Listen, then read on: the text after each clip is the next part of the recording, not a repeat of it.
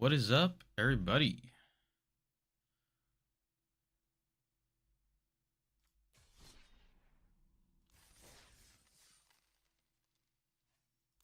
Let's see. All right.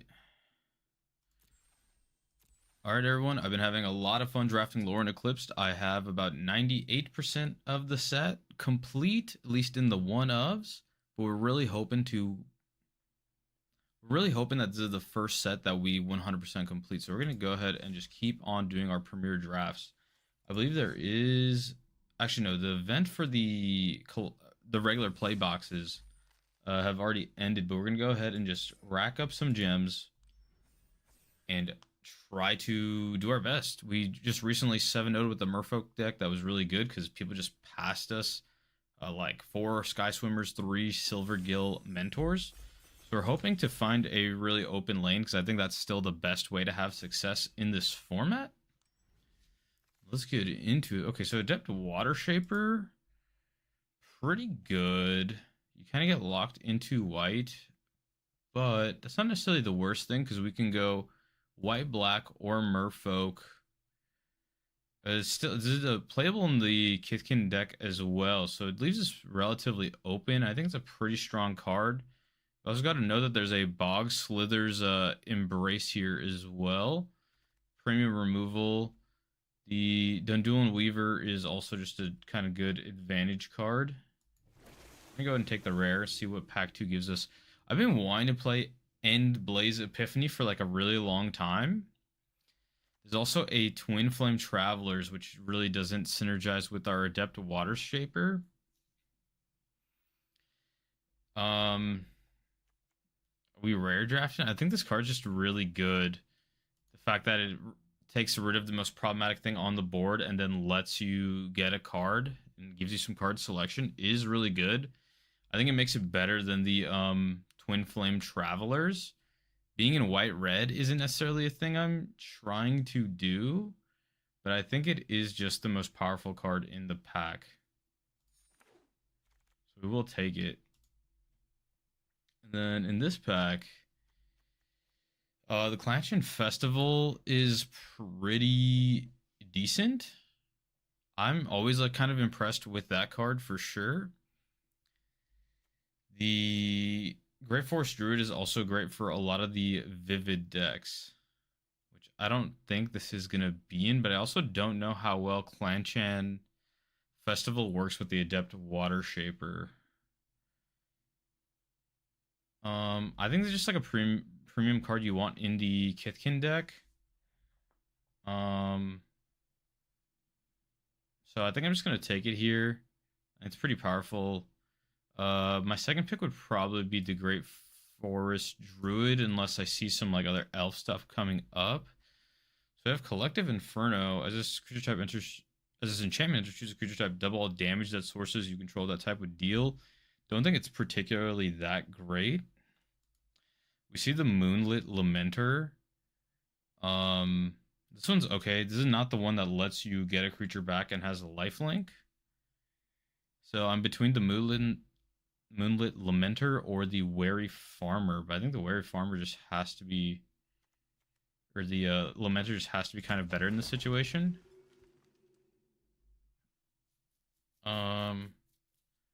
It's between Feed the Flames or some of these black cards. The Bold Weir Aggressor is kind of interesting because a lot of these giants typically wheel. I kind of like also like an indestructible kind of card. The 3/1 seems kind of decent in a deck that kind of wants to be attacking. But I also feel like just going straight Feed the Flames is also pretty good. I mean, yeah, I think we just do this. I think the right pick is actually kind of the Iron Shield Elf, but I'm going to take the 4 mana removal here. Okay, we have the Burdened Stoneback coming to us. So that's a pretty good card. We also want like the Timid Shield Bearers to wheel as well. So we're kind of in the colors. We're kind of picking up cards that are for white black. You know, we kind of want to be blighting stuff. It's between trying to speculate on Eulogist, which I don't think will be good in our deck. So I think I'm just gonna take the Prideful Feastling because I don't really see anything in black, white, or red that I want right now. Evolving Wilds is always kind of decent. The Gangly Stompling is also not bad. But I feel like we can pick those up a little bit later. I think I'd rather just have an Evolving Wilds here. Alright, we have the Hurler Wheels. Remove 2 counters from it. Another creature gets flying. I think I will pick that up. Chain Mauler is like a nice aggressive card, and there's really nothing else kind of better in the pack. Whether we want to splash blue is like a different question. Start going into a Vivid deck, but I think one of the reflexes is like okay. Green or blue. Not really playing either of these cards.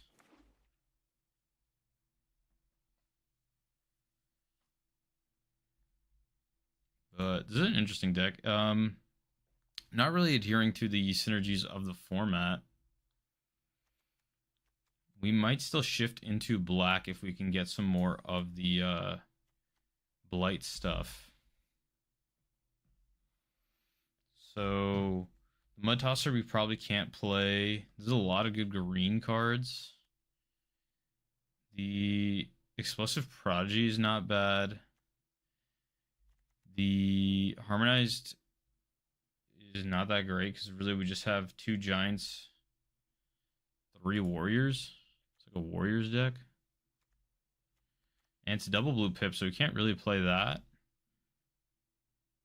Lifelink is kind of like not bad, but the Explosive Prodigy could be good of just like getting rid of something on board.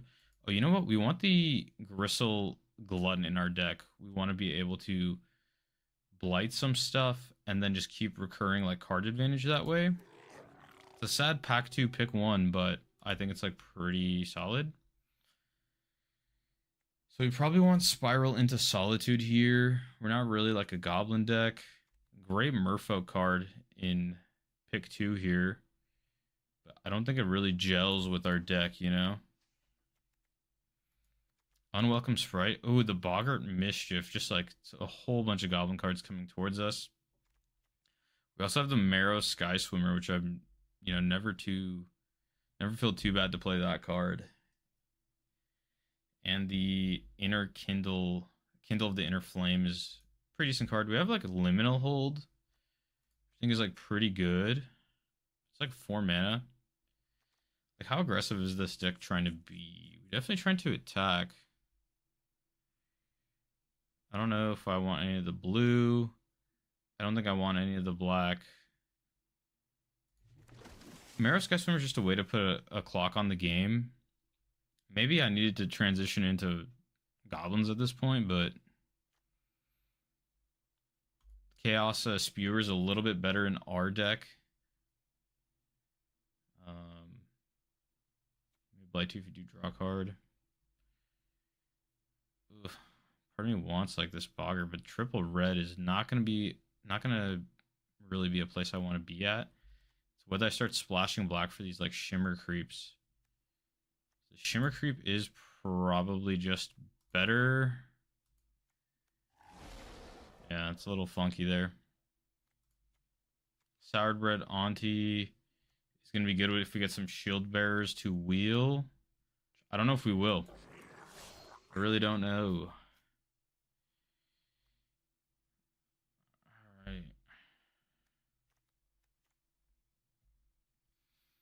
I think we just take a Restless Ransacking. It's either that or a Flaring Cinder. Hey, how you doing, Corey? We're just building a pretty wacky draft deck. We're being really off color right now. Probably want to keep out. Man, all the goblin cards are just wheeling. Do I want a 2-drop or a keep out? I probably just want to keep out. How you been? How's your gaming being? How's standard going? Probably just take the Flamekin Gold Weaver if I'm being real. The Nomad doesn't really do anything for me. Tarfire, our deck kind of wants to be a Tarfire deck, but I don't think the card's very good. You're hyped about TMNT. What cards have you been seeing? Because I've been like barely looking into the spoilers, even though they've been spoiled for so long. Appeal to Erdu or just an Unbury. I think I just take an Unbury here. Because all the like 6 mana, like there's a lot of like 6 mana cards that like I'm kind of like, oh, these are all commander cards. These are all like interesting commanders. It'll be like a 6 mana 4/6 that has like a bunch of abilities, but I don't think do things fast enough for constructed. Flamesender versus Inner Kindle. I'm gonna take Inner Kindle here. I think I already have her reflexes, but maybe the choice of second reflexes is better than the dagger. There we go. We wield the Timid Shield Bearer. That's definitely the card I need. Ooh, Figure of Fable. Definitely kind of a card I want. I also kind of want the Sourbred Auntie to wheel. That's really it. But we're definitely taking a Figure of Fable here for our deck. And an Emptiness, huh? Emptiness isn't that great for us specifically, because the black pips are better than the white. You kind of want to be casting both. It's not really for us. I kind of want to try another Hovel Hurler, even though there is a liminal hold in the pack. Oh, I'll check out that deck in just a moment. Yeah, Hovel Hurler seems like a decent top end. I need to get... Oh, we have the Thought Weft, and we have another Moonlit Lamenter. And Spiral into Solitude. Oof. This thing only works with Kithkin, so it's like I can't really take it. Yeah, I only have 2 Kithkin in my deck. We have the card draw, and we have, like, removal.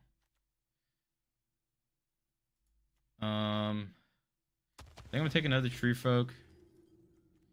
Dawnhand Dissident is so good. Dream Harvest is so good. Looks like people are not in black. Oh, we gotta hit the ban hammer here. All right. Now we can take this shitty flyer. We kind of want to be splashing block anyway, but I don't know about. Yeah, I probably just do this.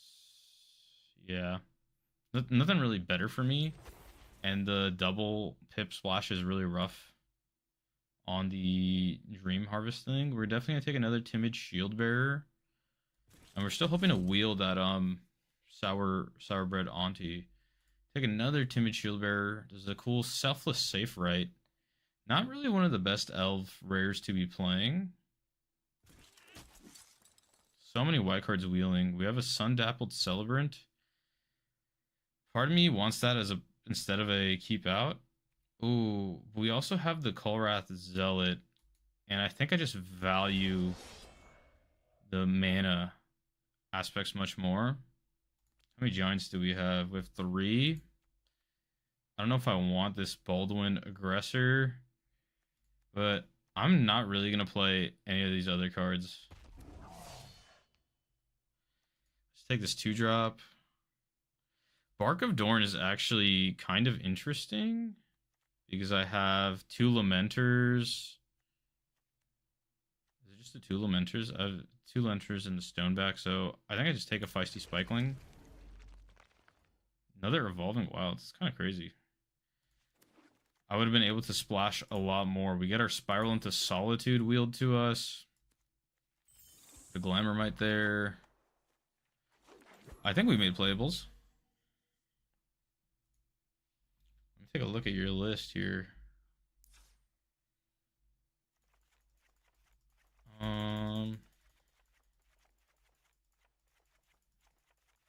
Let's focus on the white cards.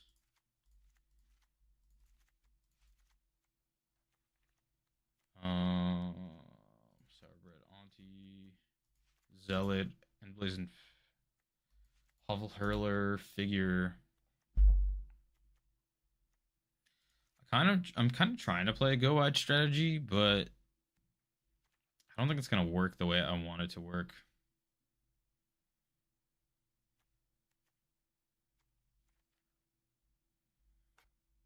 So right now our curve's at 3.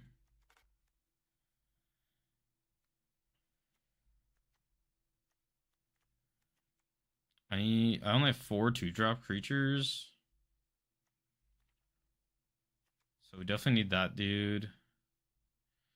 The Chain Mauler's like okay, it's not really that big a deal. We'll take that. Take a Feed the Flames.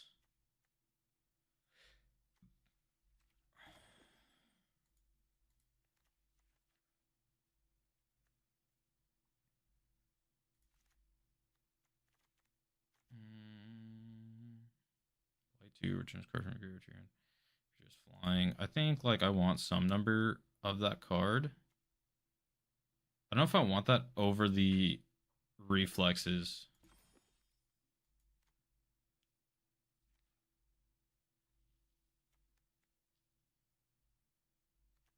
Let me change. I got 1 changeling, right? Yeah, 1 shapeshifter. That's pretty bad for the Bold Weir Aggressor. I'm always trying to make this card work. It's like what card I really want to make work.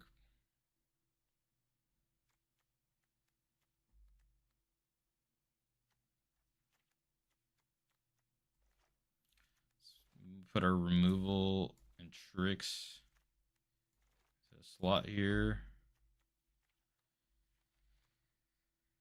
Do I really want the Flamekin?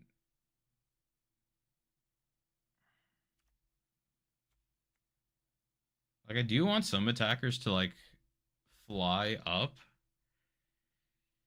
but I don't really have like great attackers in my opinion. Does that make it 2.9? This sort of resembles a deck.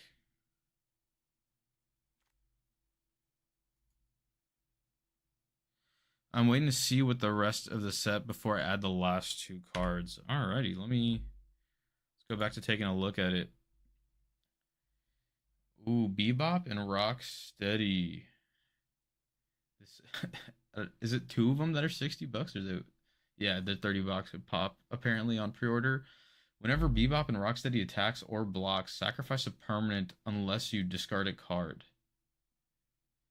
Okay, so it's just I don't like that card because it doesn't have evasion or like trample, but maybe you have something in here to do something with that. This combination player, you may remove counters from her when you do destroy target artifact enchantment of that player. They're basically like a whole bunch of overstated dudes.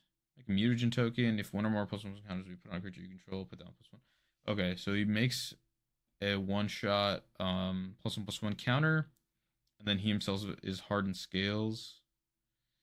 Mutagen Man, cost 1 less. Interesting. The Beseech the Mirror. This is a wacky list. I don't know. This is out there. I mean, I like that the level of experimentation. I don't know. Playing a single stab instead of a third requiting hex is interesting though.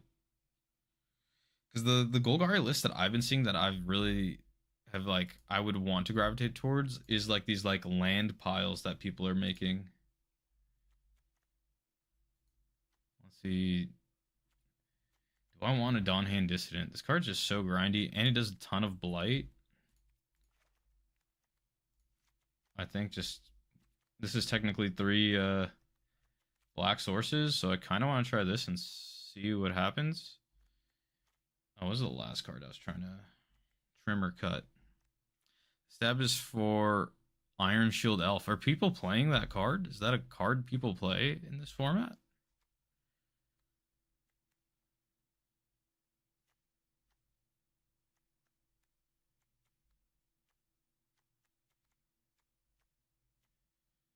What would I take out? Because it just gives me so much more grind. Maybe it's not worth fucking up the mana and like coming up with all this nonsense.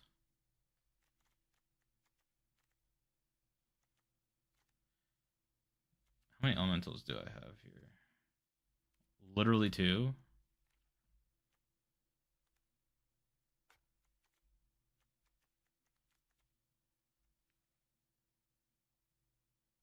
The matter of facts, like the fact that I don't matter at all. All right, let's just run it like that. Yeah, there's a random Rakdos monument. Oh, I see. Yeah, monuments. So you just get the discard. I feel like that's like an Ash Lizzle deck. I think Damien, who's in my Discord, who you've probably seen message a bit, has definitely been playing with that deck a little bit. Honestly, anything to play Blood Crypt a little bit. I'd try it out. I just don't have the monuments. Um, yeah, I think I'm just like hard locked into Dimir for like another 6 months. Is like kind of how I'm feeling about it. Even though I'm not on, I play a lot of Excruciator on Arena, but I'm not. I don't think I'm gonna buy the Deceits because I don't know. I feel like Deceit was so well positioned for the last Pro Tour because it was all these like combo-y styled over the top decks. But I think people are just gonna not play as much combo-y stuff and just go low to the ground to aggro, and then that deck like is no longer good.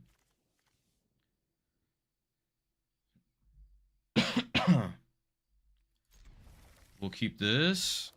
I'm pretty. This might be an 0-3 deck. Like I'm not playing bad cards, and there is somewhat of a game plan. It's just I don't think it does as good. You know, the supported archetypes are just so powerful. Okay.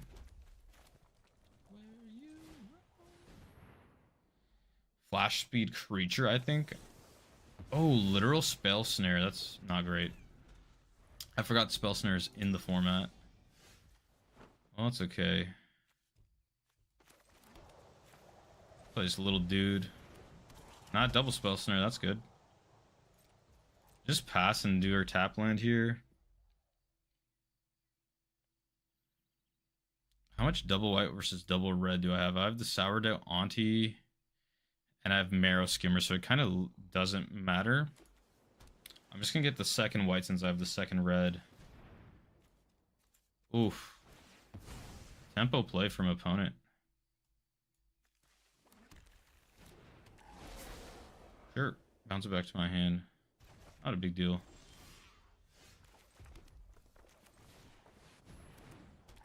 I can't equip the Everstrike right now to make them deal with it, but... what is this? It just gets +1/+0 flying, right? Yeah, not a big deal. I'll just wait next turn. I just won't block, and then I'll start swinging in the air like a madman. If they let me get away with it. Oh, yep. Here it comes. Blossom Bind. Is there anything I can do about the Blossom Bind? Not really.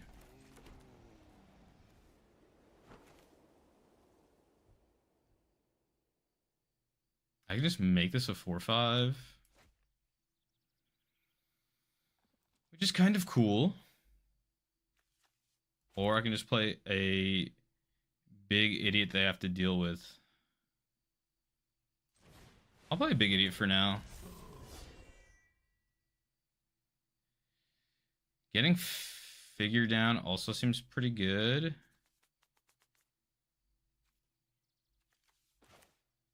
Yeah, let's get the figure down.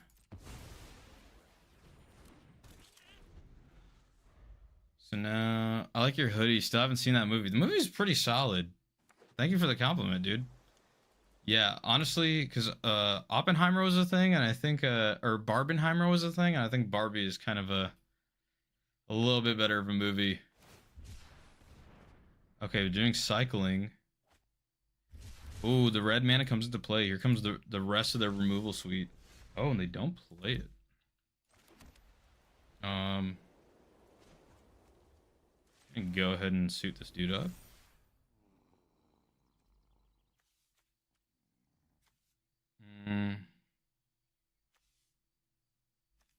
I have no instant speed interaction. So if I spend 3 mana, I have 2 mana left. I'm just gonna make 2 4/5s.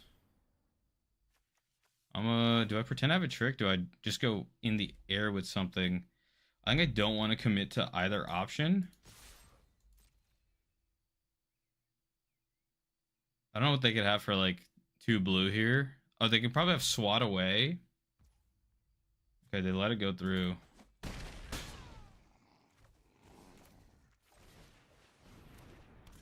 I'm gonna go ahead and just play like a team buff guy. So I have 6 mana, which is enough to trigger the last mode of the Figure of Fable.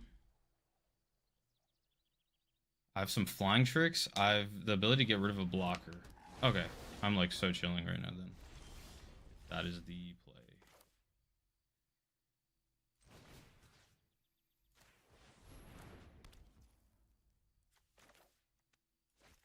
Let's see. I could just keep everything flying right now.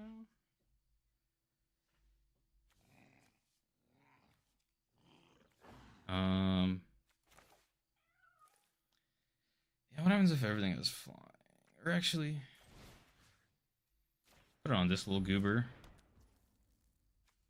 And yeah, we'll play Clanshin Festival. Now everything's a profitable attack. They block one thing. They go to 5. If they bounce all my stuff, I'm in a bad move. If they have Sunderflock, that's not good for me. Yeah, Bebop and Rocksteady is just another way to sacrifice stuff each turn for Airship. Oh, what is he thinking? Boulder Dash, sure.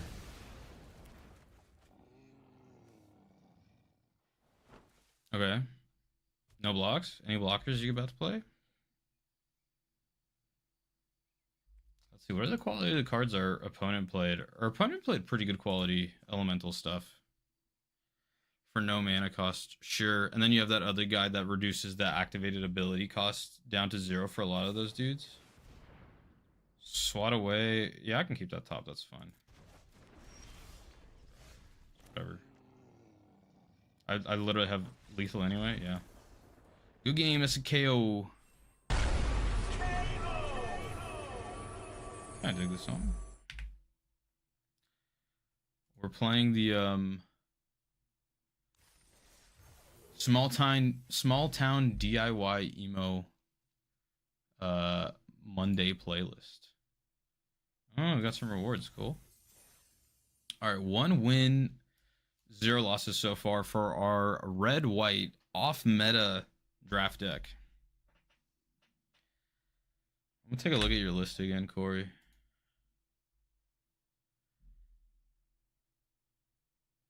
I need to actually let me sort this by mana values.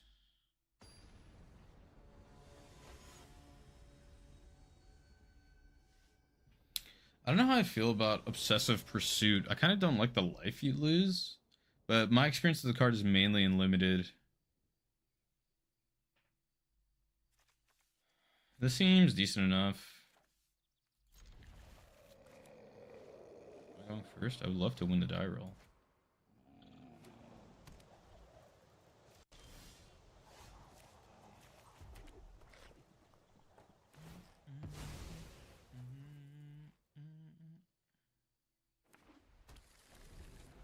Alright, they're also on white. White, blue, merfolk. Alright, don't do the... Oh, fuck! Are you serious? Oh my god, I gotta stop trying to read chat and play. That's not great. That's not great. That's rough. That's a rough one, buddy. And we got Sig to deal with. Okay. Hey man, it's not over. I'm just trying to get into the X1 bracket so it's easier later on. I got a great 1/4 blocker that does not that your Sig does not give a damn about. Don't worry, it's a go wide. Oh, that card's fucking lame. Card's not that good in this deck. Play a big guy. I'll be able once he runs out of cards, I think I'm able to kind of grind. It's just this, I need to get rid of the Sig like really fast. Protection from, oh yeah, all stuff. Damn. Yeah, that was that really sucks. Unblockable. I'm down 8 already. We're not long meant for this world. All right. And then because of the Blossomkin, this thing can't even get the counters, so yeah, we'll blight too. Do I want reflexes up, or do I want just a timid shield bearer? I think I want to represent the timid shield bearer more, even though opponent really has nothing to like worry about. But I think just representing its activation could sometimes make your opponents play a little bit more carefully, and kind of like you know, they just kind of hesitate sometimes. But opponent's playing it right. Yeah, that was really rough. What happens if we didn't do that at the beginning? I don't think it really changes too much.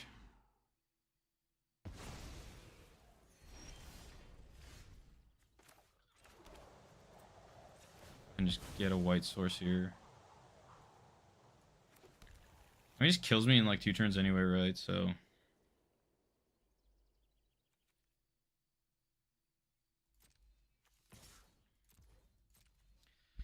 we're pretty cooked.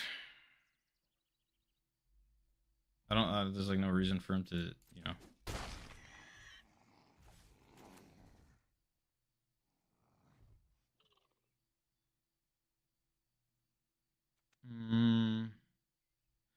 The second timid shield bearer isn't really going to represent much for us.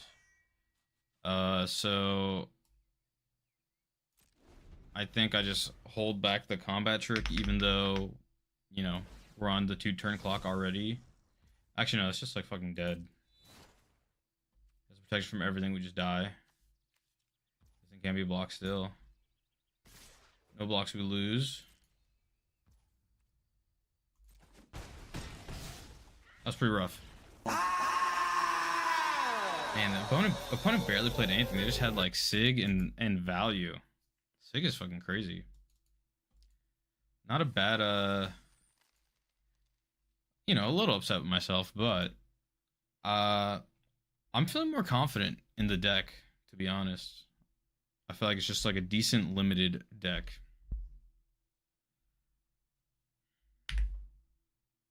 Not digging this one.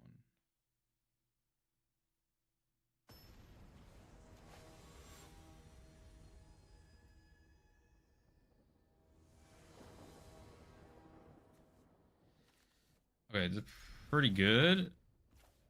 Maybe play the right color mana. 5-ed.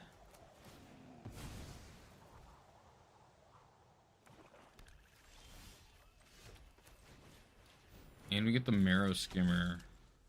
We don't really have any Marrow Skimmer is like not necessarily great in our deck. But I think just like Vigilance Flyer is like fine enough. Okay, take a card. What are you what are you gonna take? Moonlit Lamenter? Like just a card that draws me more cards probably.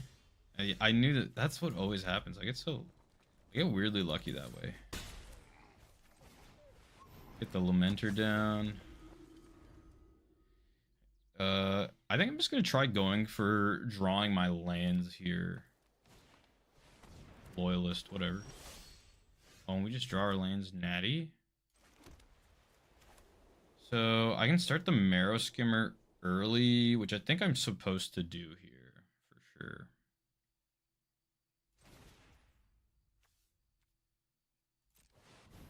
Just keep a blocker up. No need to attack. Start chunking him in the air. Yep, okay. Can do anything? Probably not. Alright, 5th mana. Which is okay. We're gonna go ahead and just activate this ability. Draw. Spiral. Good. Just kind of good.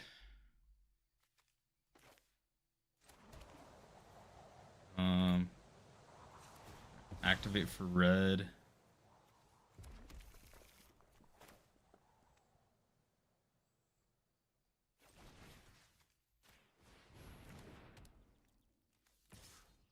He's got no elves in his graveyard, so it's like a great time to attack.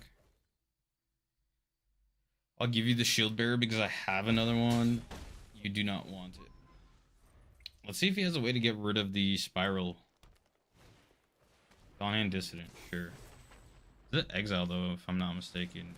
Sure is. Oh, he's got another one. Okay. Big idiot. Hmm. I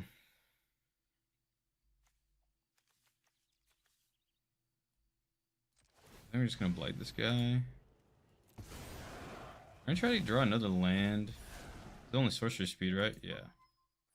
It's like, okay, let's go to Value Town a little bit. Oh, not a land. That's okay. We got 1/1s to chump. Got 3 cards. I need something big to like start sending in the air while I'm chumping. So I think I'm going Flamekin into the Hovel Hurler. And then the Hovel Hurler. Oh. Okay. Pretty solid. I have enough. Let's see, if I triple block, he just leaves me with the Moonlit Lamenter. That's trample, so I don't really want to block it right now. This is the version you're playing tomorrow. Hold up, let me check. I don't know if I'm supposed to triple block this thing, because this thing has so much value.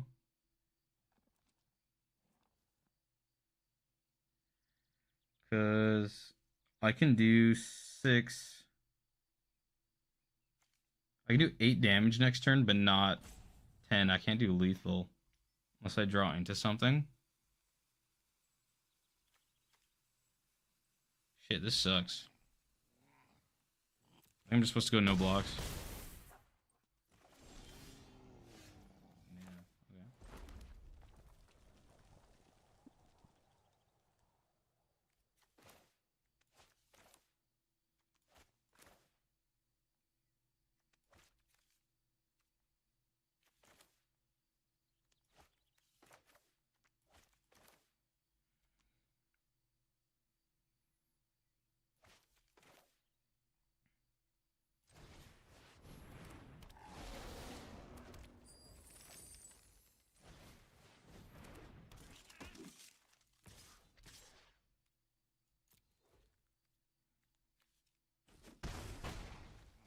Yeah, I don't think they have like great attacks this turn per se, unless they have another friggin' trample trick, which would be really unfortunate.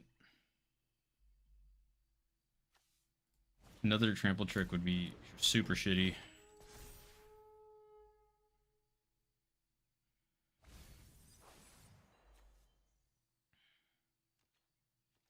Okay, they don't have any tricks, which is good. Oh, we got the Blaze.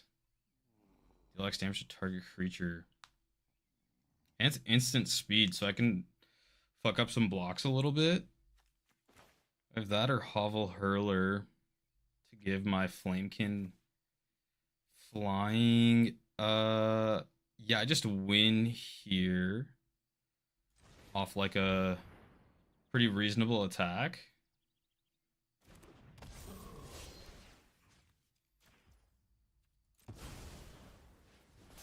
So I just represent this. Swing with 2 guys, and if they have a spell, they have a spell. I like that. Yeah, reach, dude. Figured.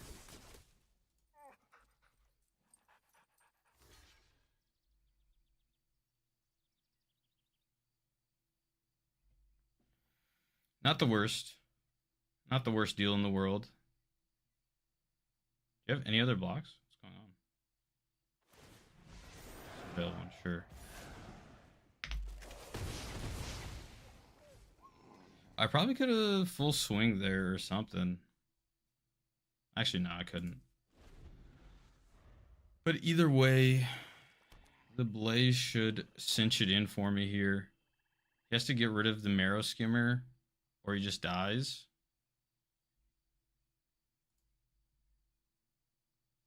Let's see the version you're playing. Okay, another Loyalist. That's a lot of power. That's some beefy boys.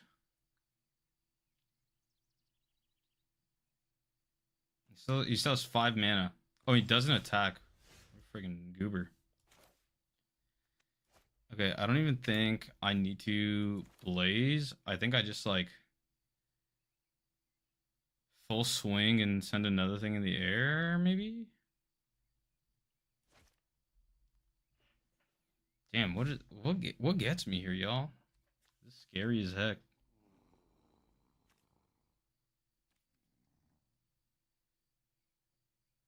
Hmm. Do I send 2 flyers is the thing. I think that's like the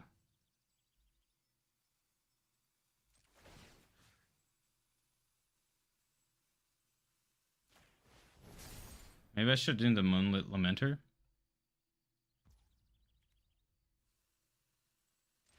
Yeah, okay, cool. Playing a little too cautious. Not a bad deck. All right, back to your deck, Corey. Another airship. So you have the Bristly Bud Farmer. Whenever you attack, you may sacrifice a food. If you do mill 3 cards, you put a permanent from among them into your hand. That's cool. Elves. You're really off the Badger Mole Cubs, huh? Or do you just like not really want to play them in paper?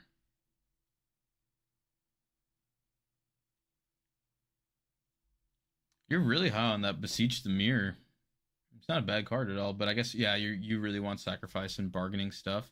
So what's your like beseech turns look like? Are you just like beseeching and then getting the airship? Is that kind of like where you go with your beseech lines, or what does your beseech to mirror line kind of look like typically? Usually airship, yeah. Okay. I think your instant if you sacrifice a permanent this turn, create I opened 3 of these airships in like the 2 boxes I opened. So like part of me really does like Phoenix Fleet Airship, and I do want to play some style of deck with it. Missing red mana, but I think this is like weirdly a keep. Hopefully we don't get punished. Or Farmer, sure. Farmer's 5 though. Does Beseech only grab you a 4 mana card? Alright, come on, give me my red. Give me my red mana. Oh, Farmer's 4. Nice. Oh, it's just that it's a 5/5. It's like overstated from what I can remember.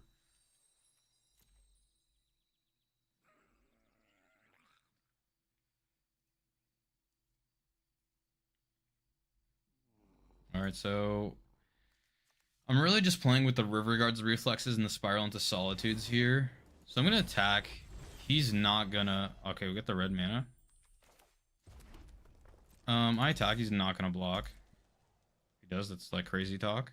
I'm clearly representing some shit.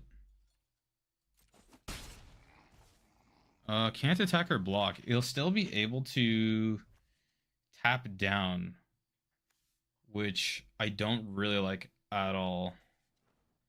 But I can't untap reflexes anyway.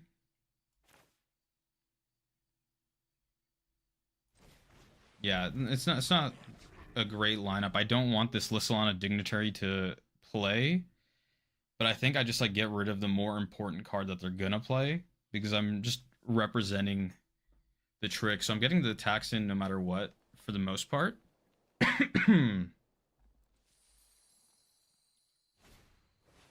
Okay, mutable, sure. Tap. You have a 2 mana play. Them not having a 2 mana play here is like kind of good, but they have so much mana. They're thinking about attacking possibly. They don't. They're too chicken. All right.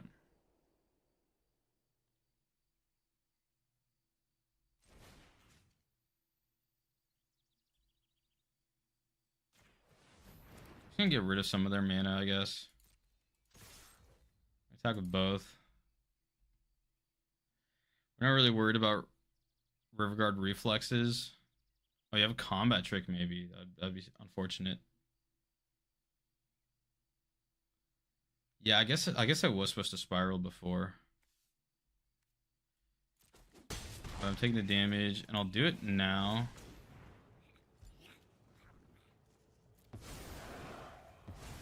Just get rid of it. He's probably about to play a much bigger threat, but I'm just going to try chunking in with the Hovel Hurler after this turn.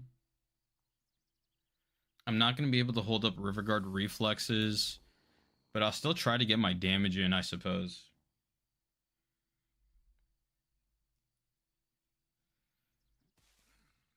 If he tries racing with Mutavault and he really has nothing like else to do with his deck, that'd be a huge good thing for me, but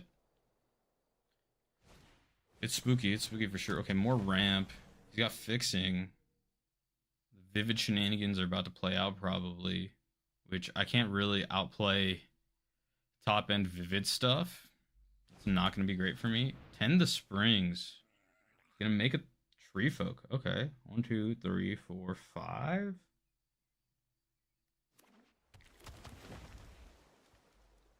Or Tree Folk. That's so sick.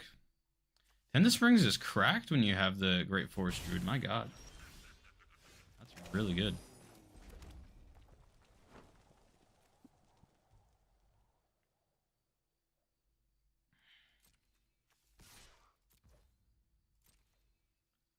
You know, just keep threatening. Keep daring him to make the block. At a certain point, he might be like, you know what, enough's enough or whatever, but, you know.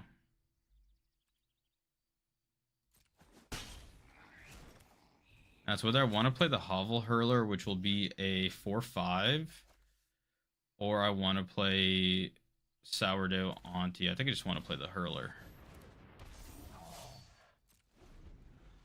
Keep the O2.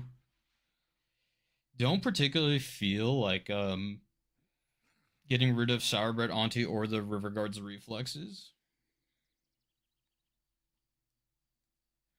Drawing mana here was going to be huge, though, because I'll be able to give something flying with the Hurler and then put counters back on him with the Auntie.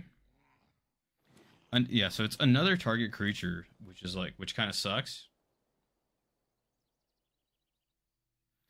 I imagine he's going to play like a fight spell on my Hovel Hurler or something, like a Pitiless Shenanigan. Okay. Not really threatened by that, which is great. I think they're going to run out of card advantage here, and then I will still have the Gristle Glutton. Yup, Vivid Shenanigans.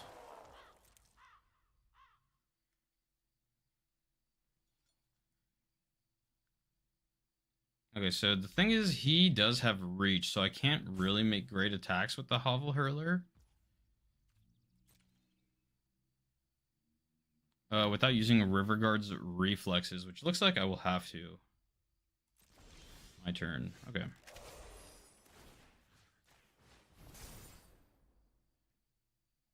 We've got 1 mana open.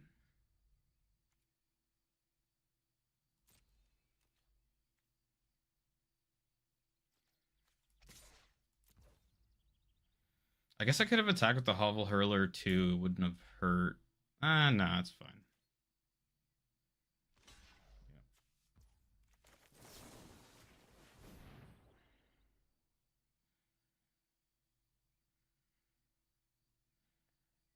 Trade a card for a card.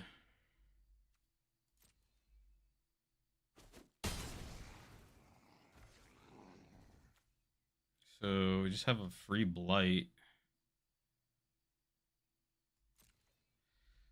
I probably just get rid of the Timid Shield Bearer in my hand because Sourbread Auntie is like pretty good. Cause like, what else am I trying to draw instead of a Timid Shield Bearer? The Marrow Sky Swimmer is good. Cultrat Zealot is good. Hovel Hurler is good. Feed the Flames. Yeah, I just have a lot more. Ooh, yeah, I don't like that. I do not like that in the slightest. I mean, he gets a card back off the 6-5. Oh, no. I do not like that shit at all. Oh, that's really bad. You go the 1-3 and the 6-5, typically. Yep. Ooh, and he's like replenished on all his cards. 16 trample. That's juicy. That's real juicy. I think I just take the 11. Chumping the Foraging Wicker Maw. Or double blocking it, losing my Hovel Hurler. Wait. No, I can't even double block it. I just take I just take 17. Seems like that's what I do.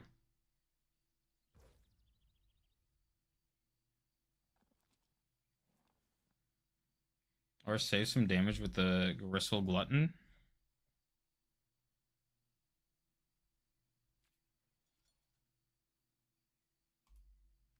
I can just do no blocks and I probably just die off this if I'm being real. Go to 2. Play a bunch of foos. Okay, that's good.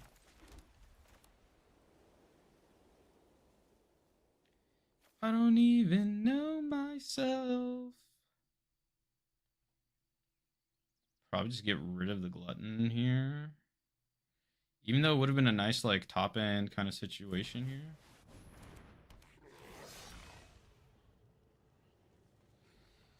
Oh, it just gets rid of lands, but I just can't afford having a 3-4 on the board right now. I can't afford that at all.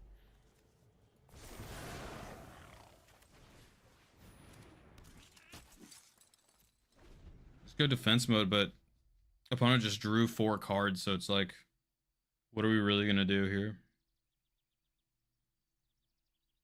He literally 1, 2, 3, 4, 5, 6. 1, 2, 3, 4, 5. No, he doesn't have it off lethal with just like the Mutavault. Ooh, that's you. Where's that remove? Loses all abilities, becomes coward in addition to their base power, toughness 1/1. Oh, add a. Alright, that's G. I had a -1/-1 counter on my dude. I'm not gonna be able to fight past the Colossus here on this board, so I think we're 1-2 right now. No, we're 2-2 right now. Okay. X2 bracket, here we come. I don't think there's like too much more. Let's examine the deck. I'm not sure there's really too much more we need to do. I think we just didn't really get into our like value cards of that game. Or like removal. Like Feed the Flame is okay, but like maybe I just want like fucking like things like River Guards, Reflexes, or Everstrike to like help me out a little bit more.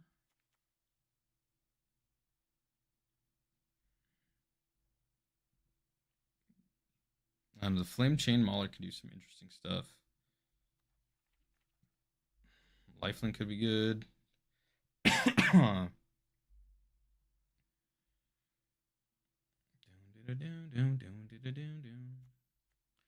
then this being a change thing, does that affect like literally anything? I don't want to drop almost $200 on Cubs. Yeah, that's so fair. I mean, I pulled 2, but I don't even know if I'm ever gonna play like a Cub deck in the standard with them. I might as well throw them in commander decks for now. I don't think they're necessary in the deck. Yeah, that's fair. Do I want to just get crazy with this Bold Weir Aggressor? It only hits Hovel Hurlers, the Spikeling. Do I have another guy that is like a shapeshifting dude? No, not really. 5 mana just seems like really bad. Because with him, it'll be 4 giants and one shapeshifter.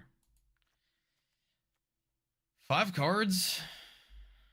I just feel like it's not the curve I want to be playing. It's really fun giving something like double strike. Let me see. I'm gonna reference some of that Circovitz stats data and see what I could do in terms of,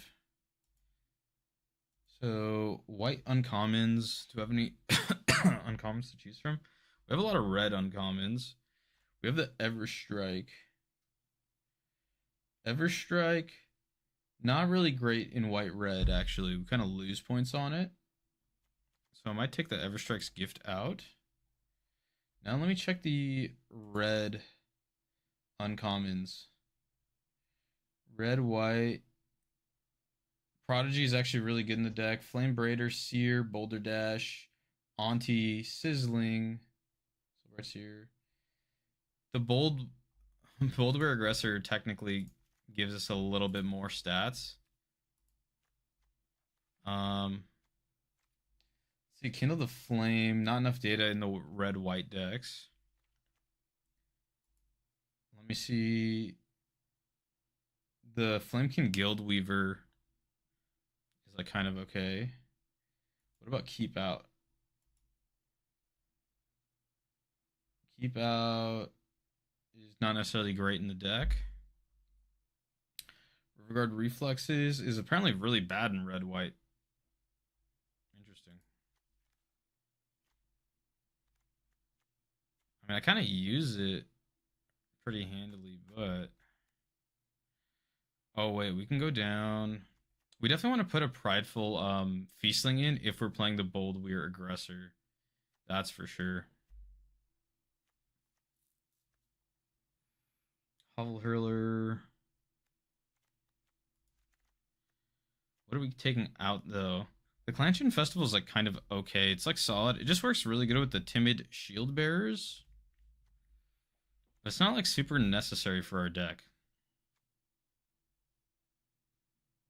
Maybe I just take the Riverguard's Reflexes out. We're gonna try it like this. We're gonna get wacky with it. This might be slightly more streamlined. Necessary in your sacrifice list? Yeah, probably not. The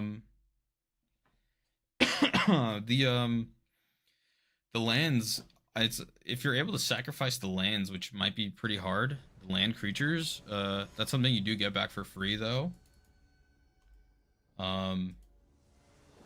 But you know, who's to say that that will be particularly helpful? Let's get that second red pip for Sourbread Auntie. Giving the Prideful Feastling flying in +1 will probably be pretty big. Pretty huge.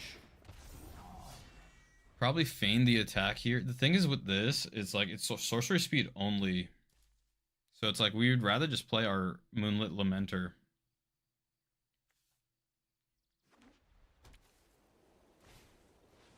Lieutenant.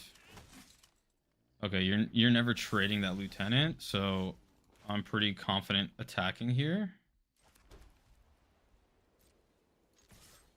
Trade me, fool. I dare you. Alright, play a 1/4.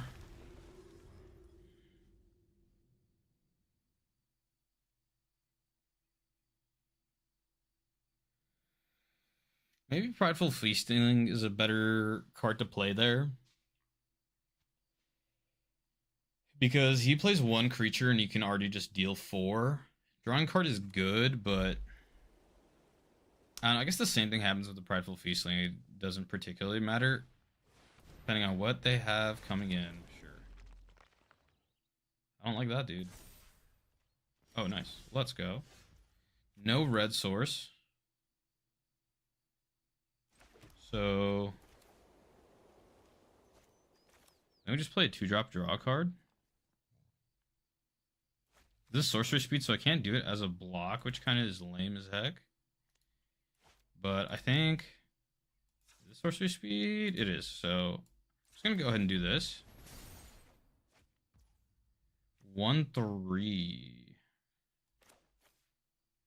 I just keep drawing cards. Draw card engine represented versus like a shield bearer. I think the toughness is going to be more relevant. No attacks. Something that Gangly Stompling can't really attack through, even though he just plays one creature and gives the stats to the Gangly Stompling, which I really don't like. The Stompling is not great for me here. I just have to take that damage until I draw like some type of card. Alright, take it easy. You're off to sleep. Alright, man. Have a good one. Appreciate you stopping by. Oh my god. The champion of the Clatchin. Yikes. Disgusting. Now, do I 1-for-1 that with the Moonlit Lamenter? Is the question. Because you'll take my Lamenter. I will still have the Burden Stone back. Take 6 damage. 6 damage into first. Okay, 5th mana.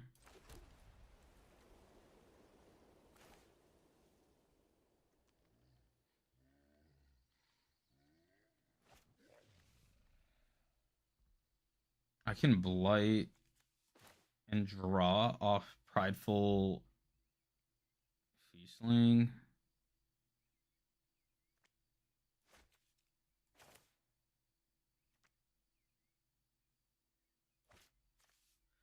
I don't know. I feel like the Hovel Hurler is not doing like that great of things for me.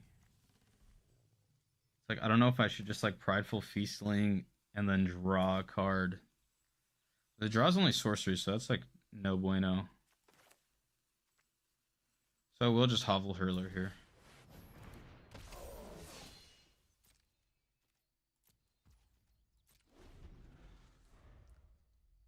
I need a red source and my double striker. Then we're off to the races, hopefully.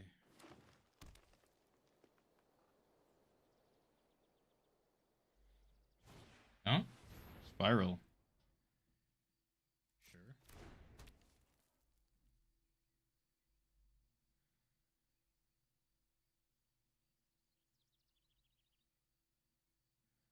I don't think I need the Timid Shield Bearer here. Wait, why can't I? Okay.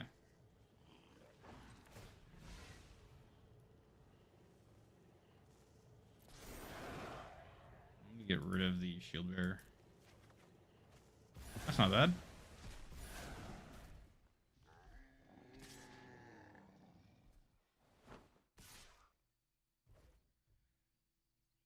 Okay, either I take 5 trample or lose a guy. Alright, I'll take 5 trample here. Keep my guys. Okay, double removal here.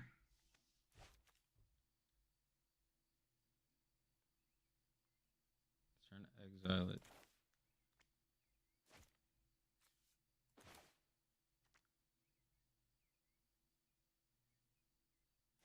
So he'll get this fucking card back. The flyer I don't want to deal with either. So I kind of don't care.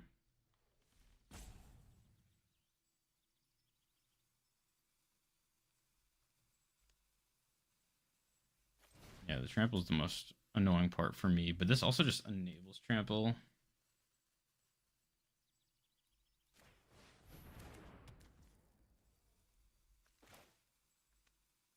Okay, I don't think he's gonna get out of that, so I will just play a lifelinker here.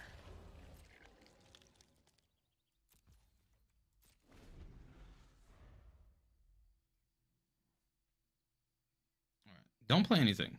That'd be tight. That'd be dope. Giant. Uh-oh. Oh, don't tell me. He's got the 7 mana. 1, 2, 3, 4, 5, 6. He's got the 7 mana play. I can feel it. The Aurora Awakener.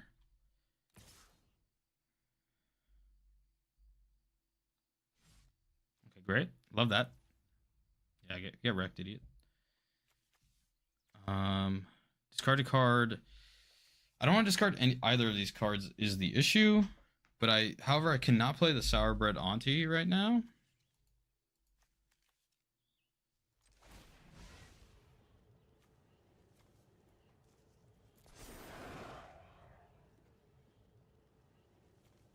I think just the Feed the Flames is going to be doing more for me here. Yeah, knew that was going to happen.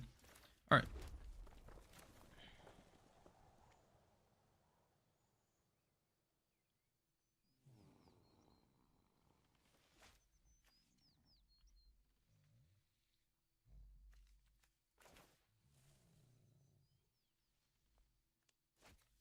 One, two, three, six. So this is 5. I can't really do any of the other stuff I want to be doing.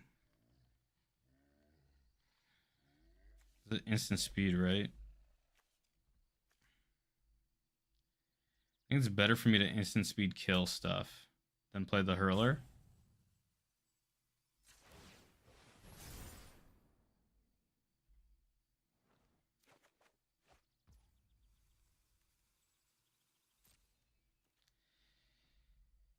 If he gets another mana,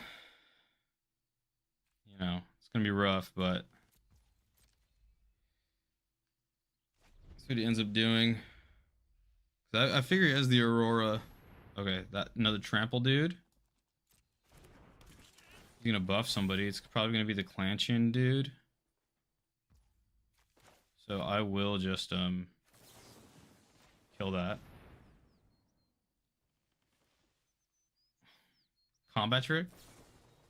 Lost my defense, sure. That is no bueno.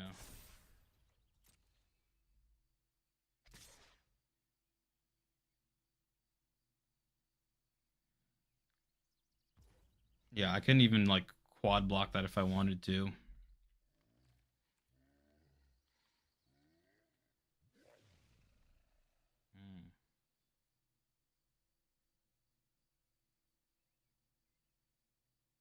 Okay.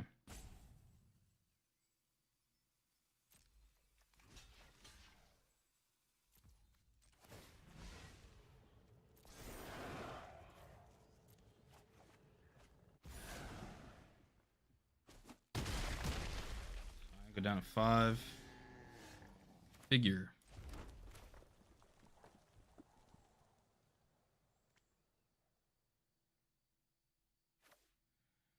Let's see. Do I want a 5/6? 5/6 or draw card is the question we're at.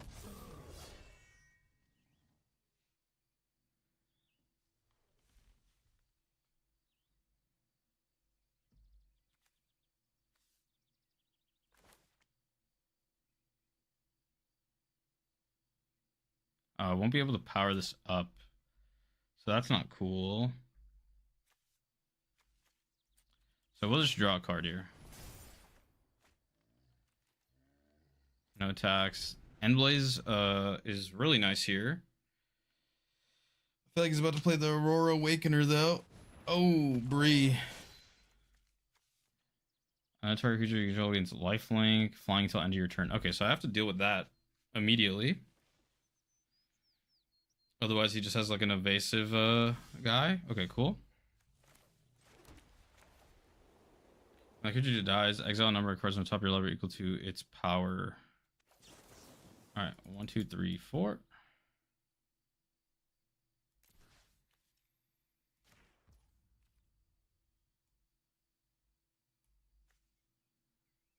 One, two, three, 4.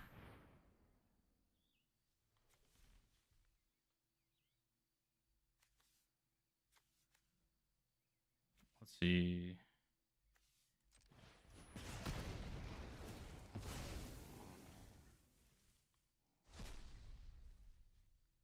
Sky Swimmer versus Zealot.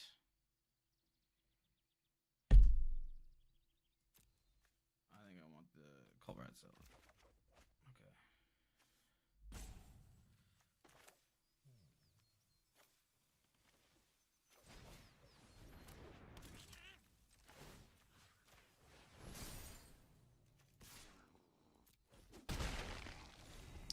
some life up. Can we do it? Oh god, not that fucker. Yikes. Well, that was a game. It's a million fucking damage. Oh my god. Only sorcery speed, so I can't block against that fucker. That's rough. 2-3 on our red-white deck is what it's looking like.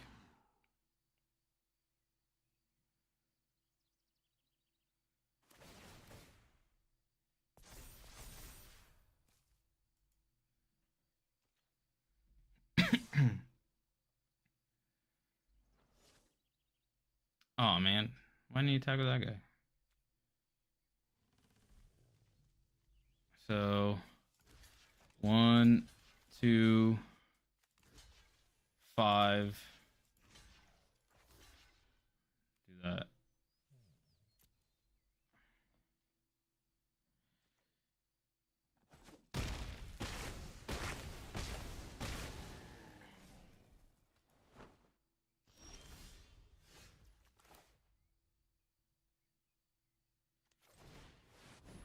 Rough. Kind of die in the air.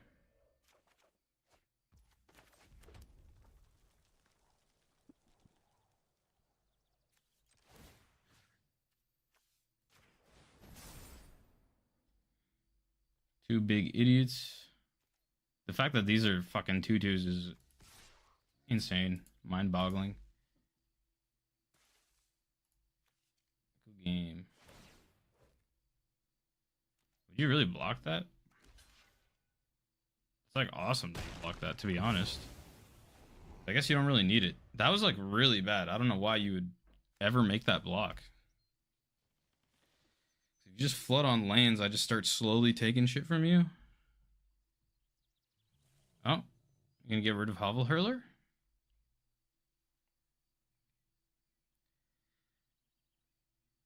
If I can draw some gas right now, that'd be super cool. Oh, Spirally, let's go. So gas, okay. Ooh, but I don't want him to get the stupid fucker. And getting at me with no warning. Just boring. I'm a bum. Let's see.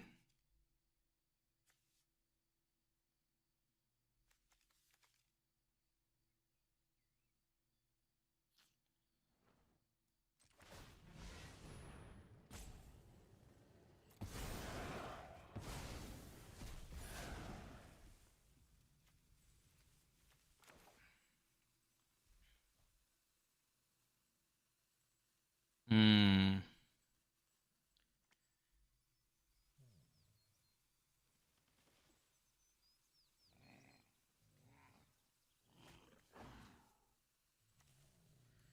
Let's see. What could I do here? Yikes. Okay.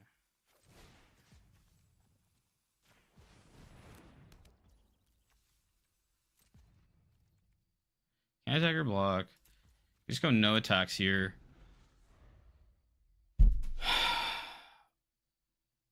We just kind of get our defenses up. Hopefully I don't play Jack. I don't want them to be able to cast this fucking goober. 7. I can just keep drawing.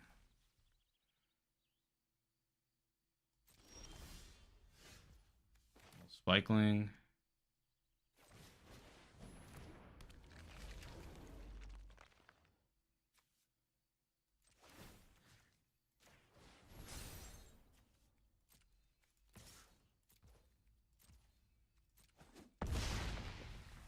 I think I'm just going to keep trying to get a blight trigger so that I can win the game through those means. Hopefully opponent just doesn't do dick all game. Oh, let's fucking go. My turn. Oh my god, they concede. The dream's alive, baby. The dream is so real. We're 3-2. Just need one more to break even. Deck is fun. We didn't get to see our double strike enabler yet, but that could definitely cause for some close games. I just need to trample, which is really hard. So we have to do with like the flying instead from the Hovel Hurlers.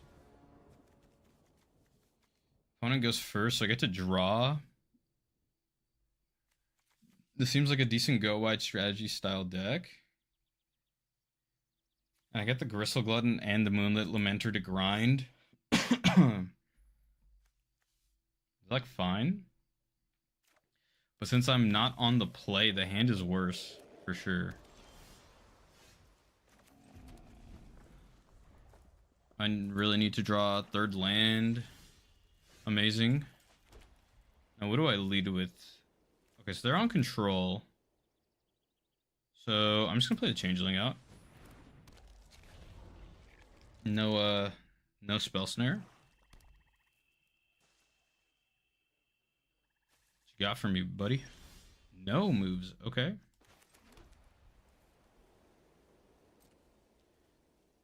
just gonna attack. Lender, sure. First strike, that's fine. What's the best move here? Clanchan or the Moonlit Lamenter? Probably Lamenter.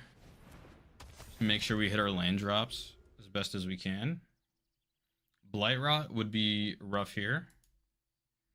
This card's not that good because most of our cards are creatures. 3 colors. They're an Esper.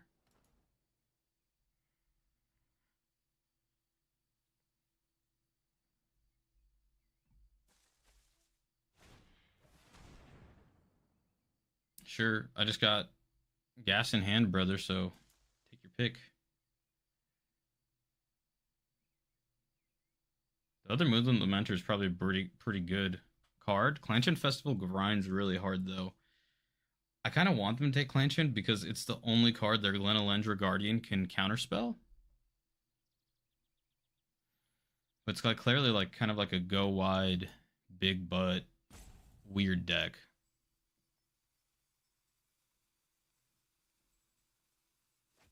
Okay, I'm kind of really happy it was that because it's like I got 3 other fucking cards, 3 more of that. Yeah, okay. So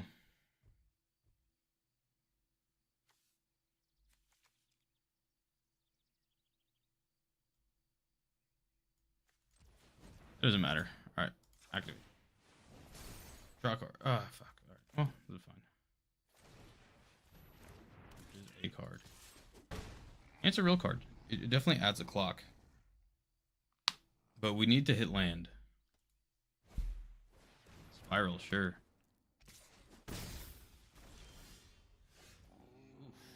Okay. Get better right. Feeling restless. Okay. Lose damage. This motherfucker can still counter that.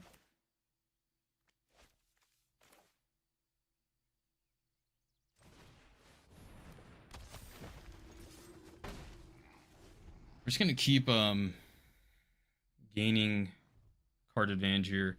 If I got the second red source, Southbred Auntie would just get rid of the Figure of Fable. Okay. Not getting rid. Oh, I'm kind of glad he's playing a shit card like that. What is this deck? I feel like I got it. Give me that sweet red mana. Oh god. All right.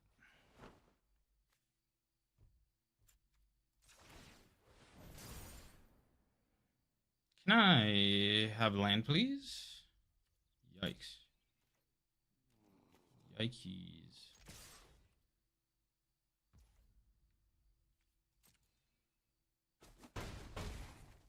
We'll finally get a land next turn. Maybe I should have only attacked with 1 in case he goes on with the Furdok Core, but it's like if he's spending his mana that way, like I'm kind of happy.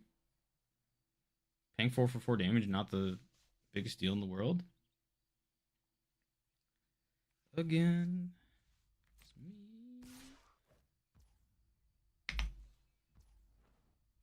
Sure.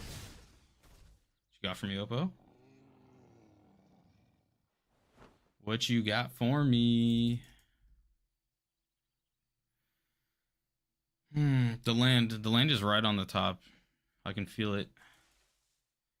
I can feel it. It's incredible. I definitely just want to use the Figure Fable for the Marrow Sky Swimmer. Is there any way for me to buff up the Sky Swimmer though in this deck? It's literally just the Timid Shield Bearer, so that's not good. Can't draw cards to gain life at the beginning of each player's draw step. The player loses 3 life. Searches their library. Okay. I don't. That's really interesting. Really interesting.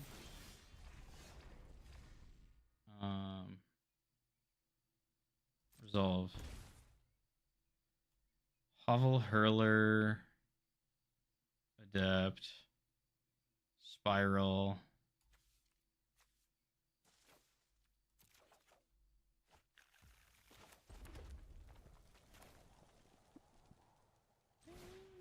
This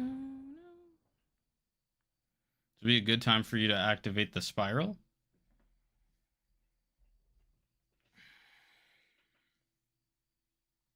Oh, you can counterspell with the Furdock. Oh, yikes. Yikes. Alright. How am I doing this? How the hell am I gonna do this? How annoying. How unbelievably annoying. I think the block with the Marrow Sky Swimmer, I think just putting more bodies down next turn is going to be huge. If he taps out, I Clanchen Festival and then Marrow Sky Swimmer, and I can still win that way. I don't know about this, Morn Song Aria, if I'm being real with the opponent. I am not sure about that. Oh, that's good.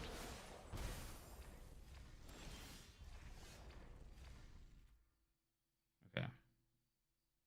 He's tapped. He's tapped out. What am I grabbing? Just a Spiral?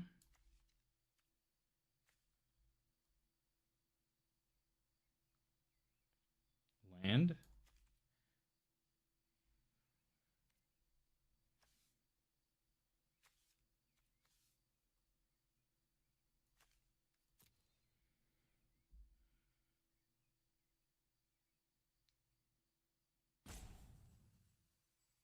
Three. 1, 2, 3, 4.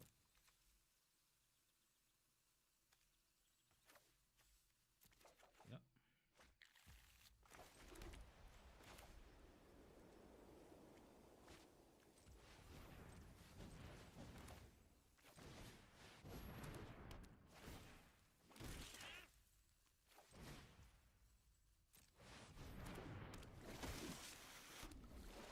Oh, I literally die on the next turn anyway.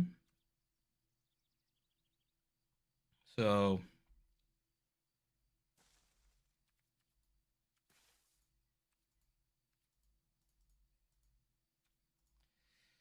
I don't get there. Maybe there was something else I was supposed to do. No, I mean, I don't think I could have won like that turn. You know?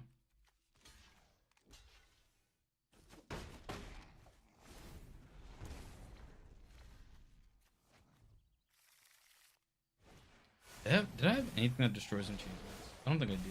I don't think I have the keep out in my deck.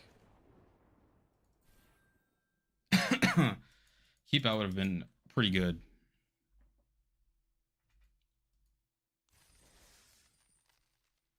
All right, we're 3-3. Not the worst situation for an off-meta deck. We're going to go ahead and draft another one. All right, everyone, if you enjoyed the draft, please feel free to subscribe and follow.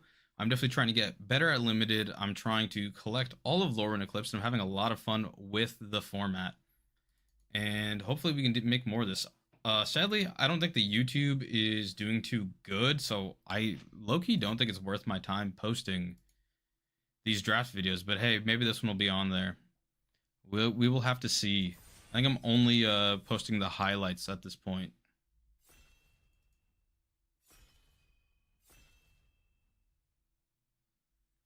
I'm just too geeked on drafting to not. Honestly, if I hit one of those like real bombers, I'll be happy. I mean, I was playing like a nice grindy style white red deck. I didn't draw into my like aggressive giants sub plan where I had like 5 giants that can get double strike, but it was pretty fun. It was pretty fun nonetheless. But I'm hoping for another sweet 7-0 deck. I feel like I can still like start forcing green again in the format now that people are like, ooh, I don't know about like getting a bad elf deck. This opponent looks like is not gonna. They're not gonna hit ready in time. That was our Ajani. That was our pack one, pick one Ajani Outland Chaperone. That is a card I still have not gotten in draft. It's one of the rares or mythics that I still don't have a single copy of, even though I've been opening my packs.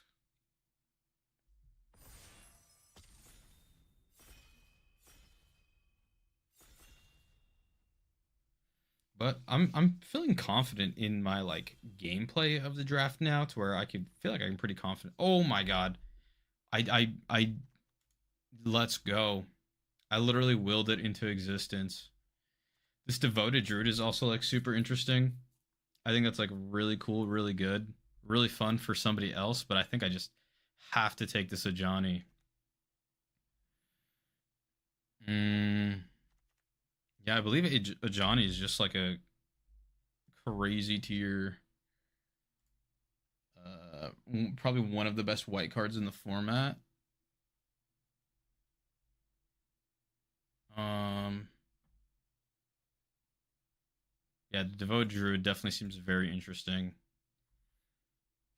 But yeah, just being able to play that and just keep Your friendship is what makes you getting mofos down. Deep Channel Duelist, second pick, is also pretty good. It's a little bit greedy, but I think this card is just like so good. I kind of gotta go for it. Like, yeah, Deep Channel Duelist is another A minus level card. What do I think is like even comparable? Bog Slithers. Um, where's Bog Slithers Embrace?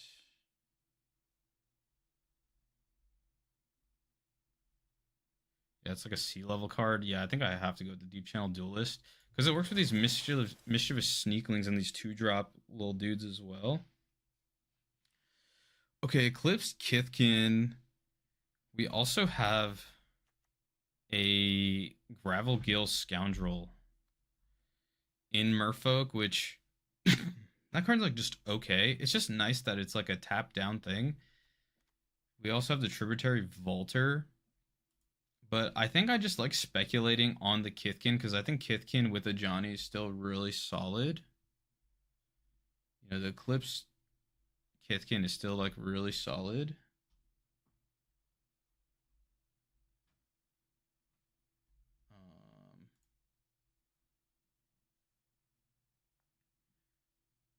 Because I can even technically play that in a base heavy white deck that is something else.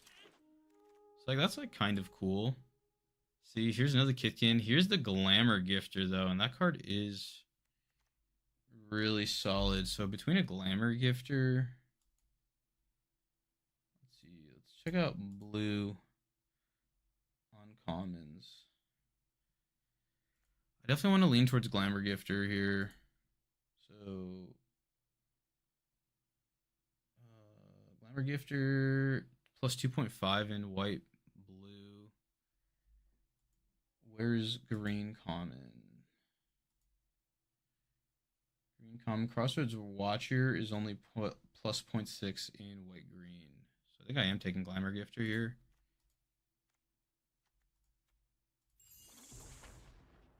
Spry and Mighty makes me really want to go into the Kithkin archetype. That card's just a game ender. So I think we might just be going in that direction now. Like it's kind of hard to not go in that direction. Apparently the win rate for Spry and Mighty is like pretty low. I think it's because it's just a 5 mana cost sorcery speed like thing, but it does work. I think it just sometimes wins you games.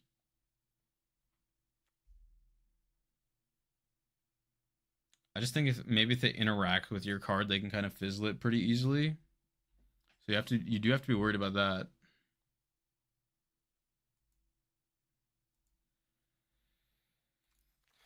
Let's see. Clanchian Festival pick 6 is a pretty good sign to go, Kithkin.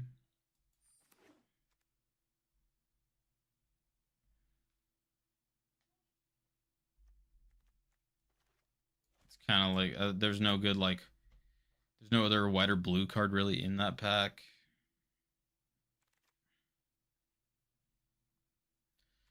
Let's go green uncommons. Pitiless Fists. +2 in white green. The Changeling is actually really bad in the Kithkin deck. Guiltleaf Embrace. Is that... Let's see if that runs any better. I would think not. Guiltleaf Embrace. Pretty bad stats in the deck, but the Pitiless Fists is like pretty good. I guess we take a Spikeling here. We're not really in blue. Not really seeing good Merfolk. We'll just take a Spikeling. Okay, Midnight Tilling. We're either going Wonderbrine.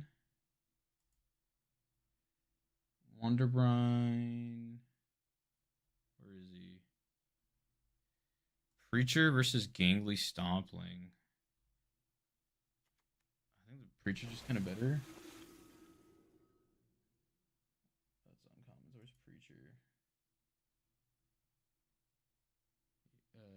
White green. Actually, not great in the deck. Okay, we're gonna get a Versalbane Outrider, which is pretty solid. Probably not playing either of these cards.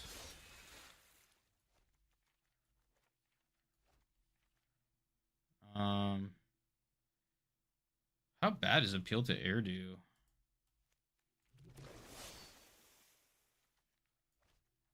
Okay, we got an Elf. We have nothing really specifically for the Kithkin deck. I think Encumbered Rejay is probably still the best one.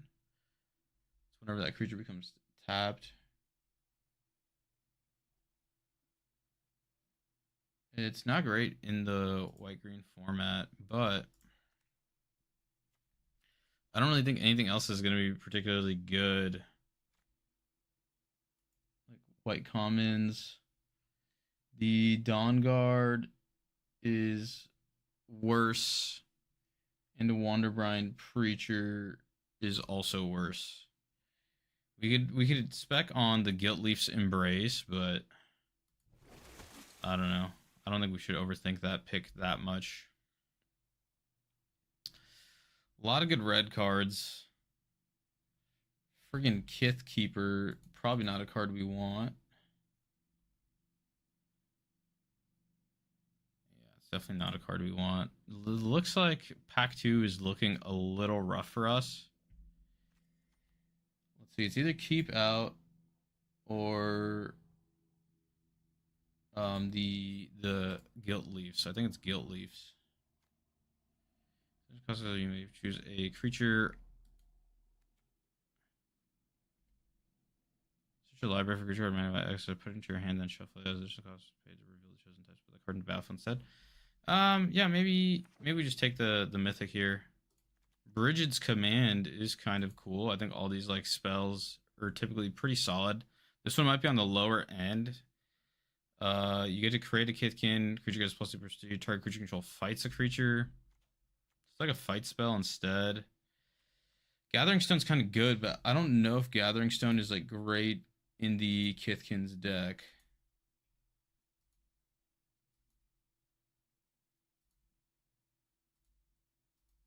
Where are the colorless stats? It's probably just such a small stat. Yeah, we'll take Brigid's Command. We have a Seer. Man.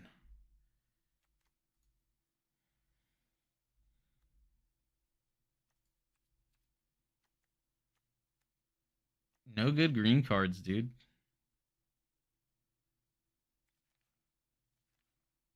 Blue is like... Blue is going, though. Take the Forest Druid. No white cards to pick from. White's pretty gone. Protective Response, probably the best card here. Just take it. It's gonna be more of a grindy deck. The Silvergill Mentor, all the Merfolk stuff is wheeling now. I think Sundappled is probably pretty good in the Kithkin deck.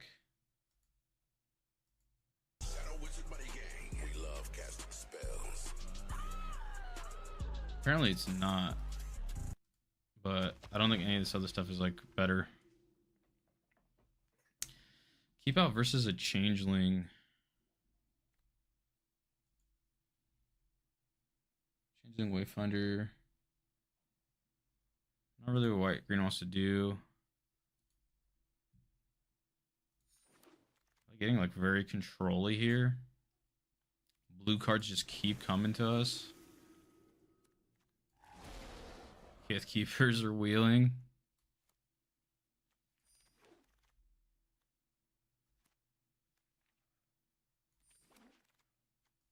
Alright, let's see if pack 3 can come back for us and do something meaningful here. Prisma Basher is kind of cool. Again, no good like Great Kithkin like bomb here. I think like, yeah, I'm really low on creatures. The Dawnhand Dissident is really nice. Man. Prisma Basher is like kind of like a finisher card. I think it's like the best card in the pack. I don't know how well it plays in the Kithkin deck. Prisma Basher. It's like good enough in the white-green deck. Bristlebane Battler. We're slightly rewarded. That's like a pretty good card. There's also Liminal Hold in that pack. But this is a super premium 2-drop. Going Bristlebane into a Johnny Outland Chaperone will feel real good. Keep them also streamers. Feel free to add me on Discord so we can run games together. What games do you play? Possible Band Invader monitoring. We'll see. We'll see if you're a real viewer, Hojer482. What's your favorite Magic the Gathering format?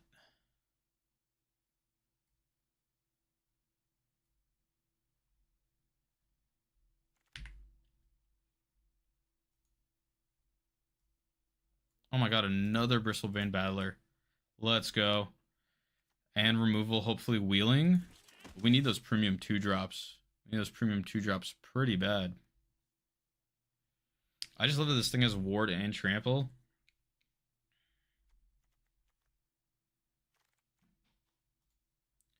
Okay, Pitiless Fist. I don't know if I need another Pitiless. Green uncommons. Pitiless. Alright for white green.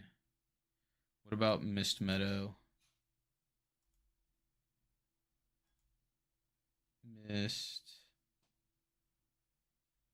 Cancel. Probably better than Pitless. Another Liminal Hold. Pummeler for higher. Deep Channel Duelist. Calvary.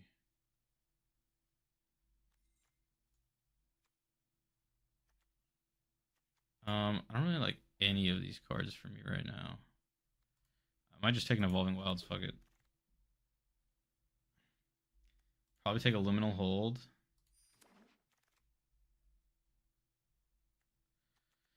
Flock Imposter. It's a Kithkin. You know?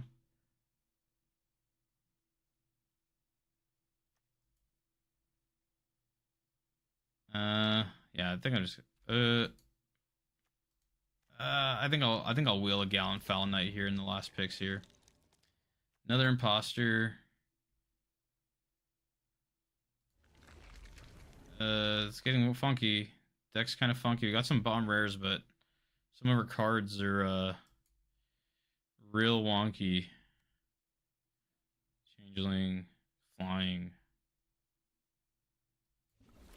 Kind of rough.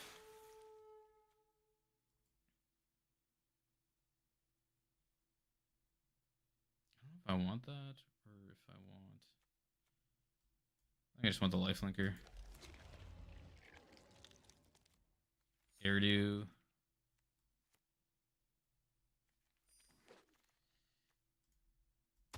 Draft went a little weird. Don't know if we really have the playables, chat.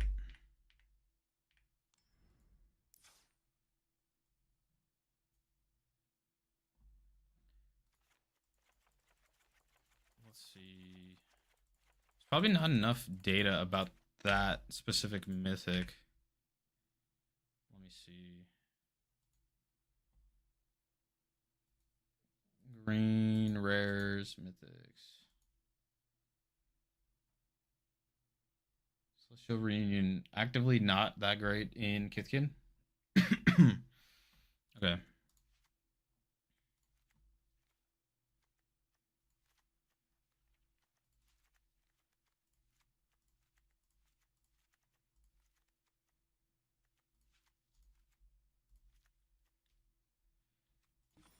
Okay, curve's a little high for what we have. We have 6 creatures, 7 non-creatures.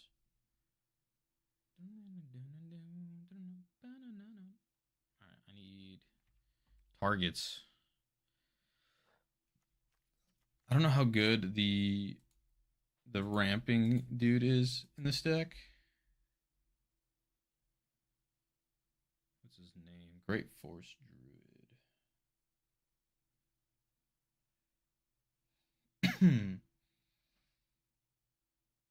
Great Force Druid, actively not great in the deck. It's definitely not what we want to be doing, but it might be something we have to do.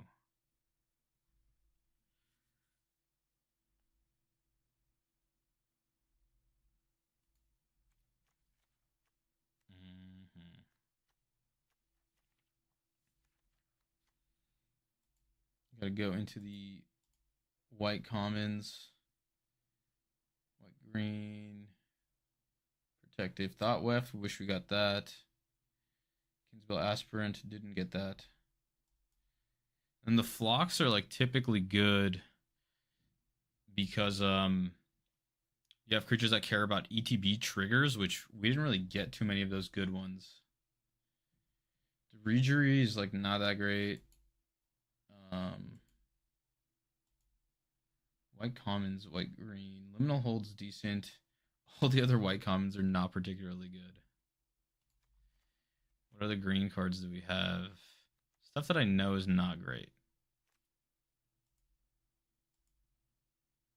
Let's see. Celestial is not the worst in the deck, so I think I will play the Celestial. I haven't played the 2-drop.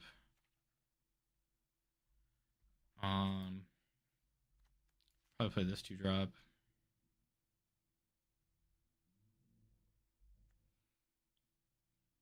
Probably play the Meander's Guide. Oh, tap an untapped Merfolk you control. So right now there's only one, so that card's not going to be good in our deck. Unless we're playing the Flock Imposter. Which is like, okay. I imagine the Tributaries aren't good because they also just target Merfolk. So we have all the good white Merfolk, sadly. And I don't know if we just need to be playing into white Merfolks now. Is there anything that just references Kithkin? The Bridget's Command does. And the Mist Meadow does.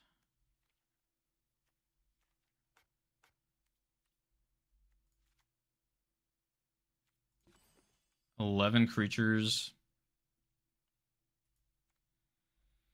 Okay, so we just need to fill our deck up with creatures. 2 drops preferred. I don't mind the Great Forest Druid here in this deck. I don't know if I need to be splashing blue for some of these better cards.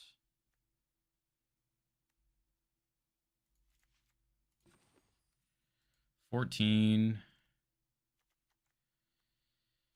And then this spell kind of mixed creatures. So they're like 15. This is like 16. So we kind of have 16. We definitely want these cards for our trample. We don't have enough 1-drops to really warrant the Sun-Dappled Celebrant. But I also don't really want to play Keep Out. I want to keep my creature density high. So I want this one card to be a creature. It's just none of my creatures are particularly good.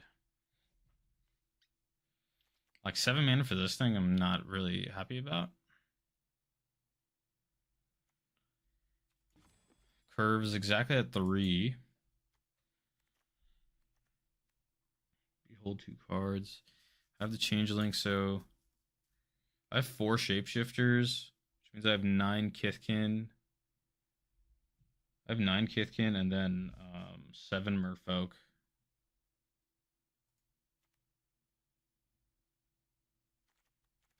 So this might just be good enough incidentally. It's a 3-drop.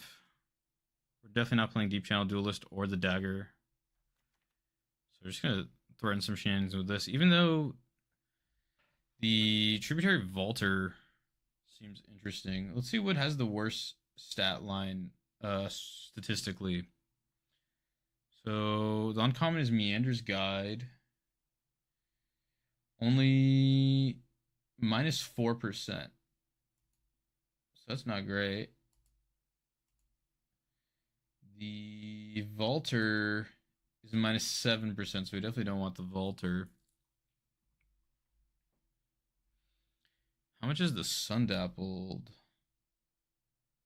Sun-Dappled is only -2. Seems like that is the card we're kind of going to end up getting here. All right, we're going to run the deck like this. We're at a 15-8 split, but we have 2 cards that make us some little dudes. We have ways to close out the game with Prisma Basher and Spry and Mighty. So we got some game. We just don't have like the best ratio or recipe, but we have a plan. We can still have scrambled eggs in the morning. We just don't have the milk.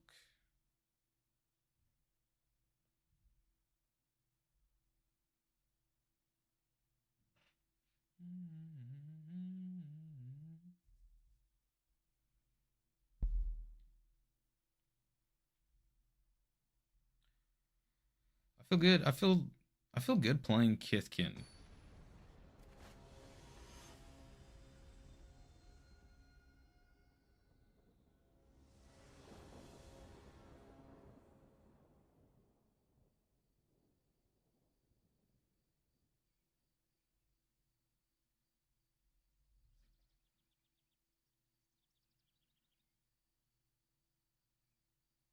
Okay, what do we got? What are we dealing with? Okay, we're so chilling.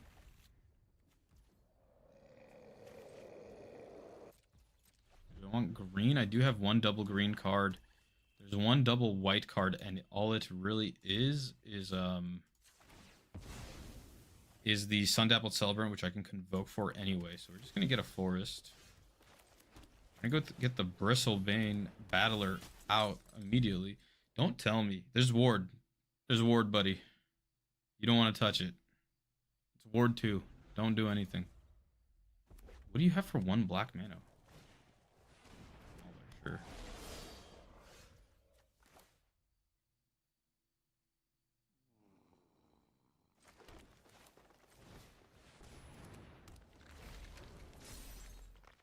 No attacks. Next turn, we can only play 1 spell, sadly.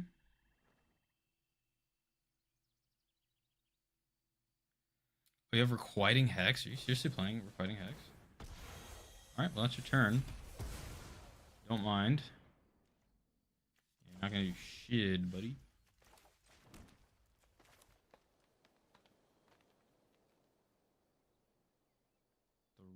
So it becomes a 2-1. They'll become a 3-2. This guy can actually attack into the Chain Mauler though. So we'll see what we can do. We also will have 4 colors for when Prisma Basher comes down. We need to, if we draw just land, we'll win the game. We will for sure. Fighting, yeah, whatever. Whatever, this is a fucking lame play, dude. Double Requiting Hex, you're a lamer. You can get rid of all my little guys and not any of my big boys. You gonna deal with the Feastling too? You gonna do Tweeze? Oh, Box Lives Embrace, sure. That's pretty annoying. Hitting the lands though. We are hitting land. We just need more creatures before we Prisma Basher. Because the Prisma Basher gets trampled, right? No, it does not.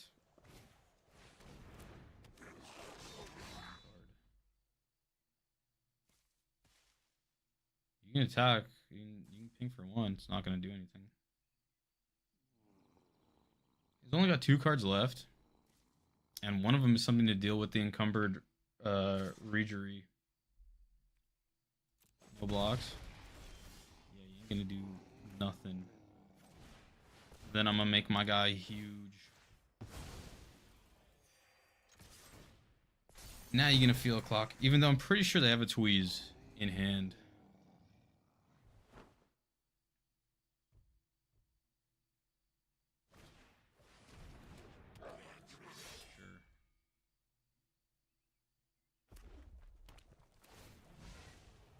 Not gonna do that.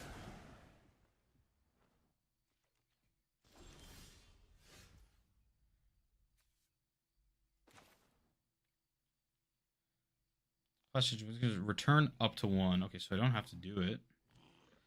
Oh, but it'd be so good to get my Prisma Basher back later. So I'm just gonna do it this way. Gonna play it safe. Just draw 1 more land. Prisma Basher for a really big attack. And then just replay my Prisma Basher on another turn. Yeah, opponent's out of gas. We've got moves. Here we go. Prisma Basher time.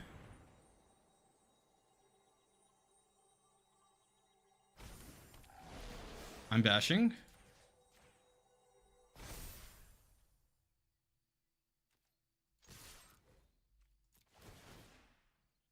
There we go, baby. That is gaming. That's what I'm talking about. The Prisma Basher is super underrated. This card's so good. I'm pretty sure that it's like Alsa or like last scene pick order is pretty low for this card. This card like finishes games.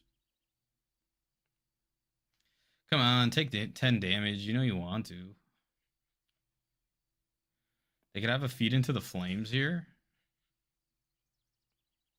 Board wipe, sure. Okay. That and a removal spell, sure. Oh yeah, just like buff up, that's fine. Alright, you don't really need to do any more, but you're gonna anyway, I guess. Sure.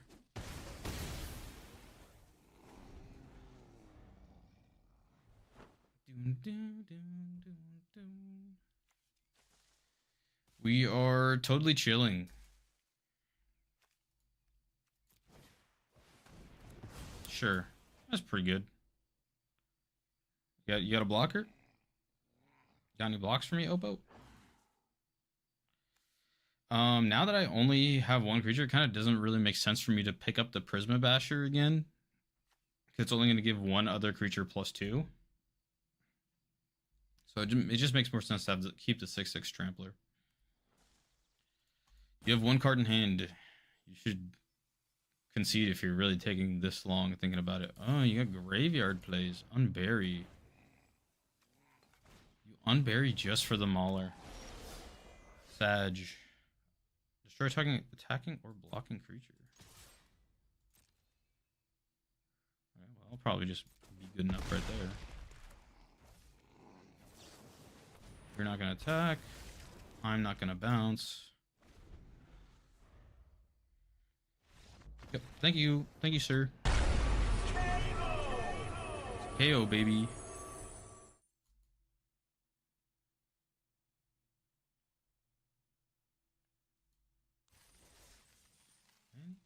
Okay, our first game is going pretty good.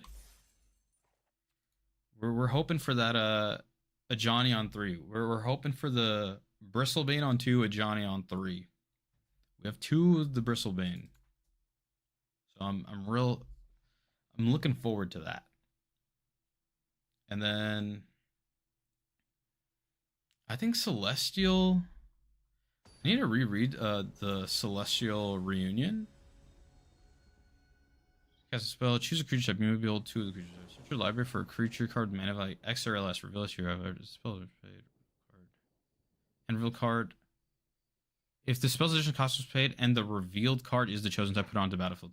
Okay, so I need like elemental to trigger that. So that's gonna be a little difficult.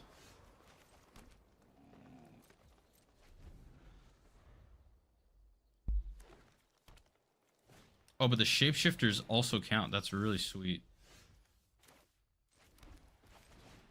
Eclipse Kithkin. Don't throw away my Johnny, please. I'm probably gonna need the mana, even though the Clanchin Festival. What does the Clanchin Festival do for me? Target creature control gets +3/+3. Copy of Token Kithkin.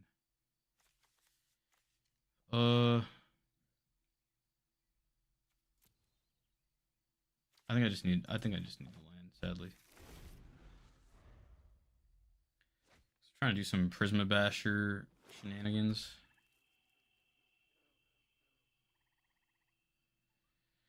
Opponents double Morcant size. Okay, like literally insane. Oppo is insane. And you did. Get it back. Okay, making a token, creating a copy of a Kithkin. The fight. Yeah, it's all not really worth doing right now. So I'm just gonna play the Block Imposter. You know what? There's probably some reason to do Bridget's Command just to copy the Eclipse Kithkin just to get the other land drop. But I kind of want to get the value off the second mode to like fight or something. High perfect Morcant. Yikes.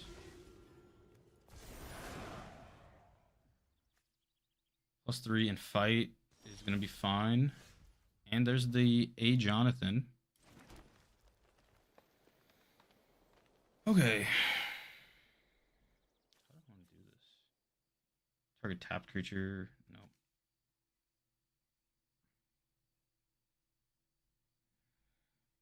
Target creature fights. I don't know if I play. If I play the Mist Shadow Council, then I'll have like a better shot at dealing with Morcant.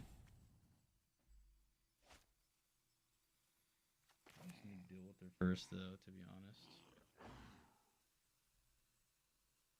So target control fights target gets +3/+3. Target creature I control.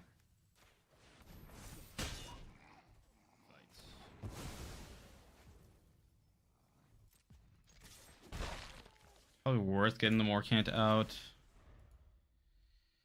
I'm pretty scared of the Morcant's eyes, however. Okay. On hand duel, sure. That's very scary. We can't let them get the 6th mana. They need 1 more.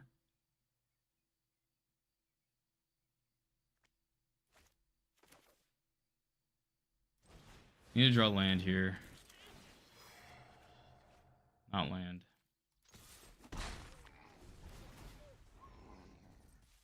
Not really worried to dying to damage quite yet. Yeah, they're gonna get that land. Man, that Morcant's eyes is so good. I don't think I'm getting past this. Just nutso elf deck. Completely. They had a 3rd Morcant size. Okay, this guy's Just gonna 7-0. That's disgusting.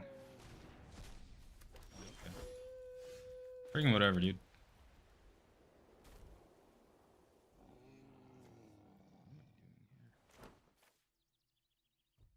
I have a 2-drop. I do have a 2-drop. Okay. Come with me to safety. The Morkan size makes it like completely irrelevant. Just another fucking thing from the trigger. So sad.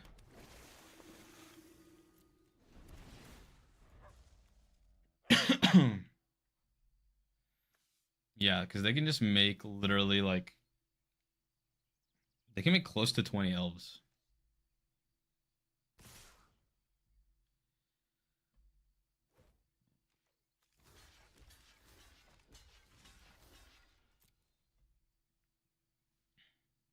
That's so fucking sad. Double Morkan size, we just didn't have an aggressive enough start. Literally just the saddest thing ever. They're gonna get 7 2/2s, just put 14 power onto the board there. We don't have a board wipe. It's just fucking so unfortunate.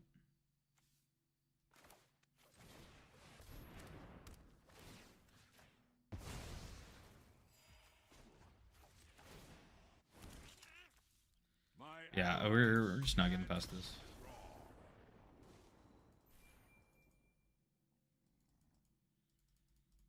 So rough. So unbelievably rough. But hey, we're 1-1.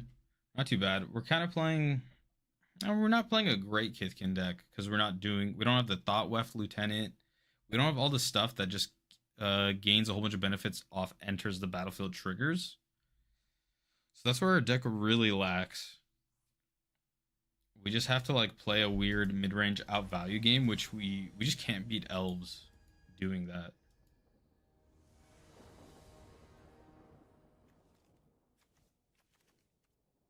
Okay, seems fine. Do I want the Reader right here?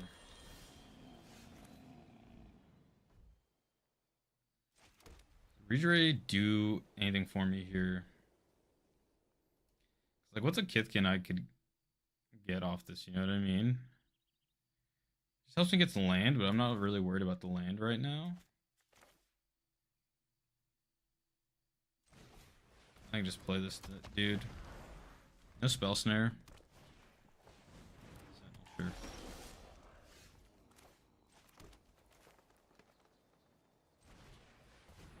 Play this. We can do Bristlebane. Bristlebane is trample, right? So we're just gonna go.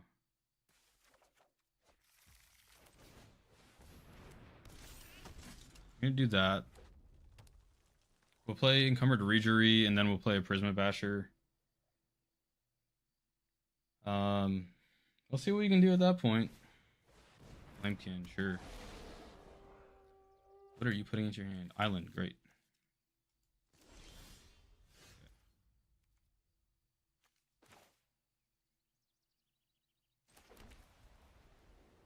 We don't have a second elemental. I can play another Bristlebane Battler here, which I think is better than a Regery. Choose a creature type and behold 2 creatures of that type. Search your library. So I can get a 3-drop as well. But I don't really have a good 3-drop Kithkin. I think it does require a creature.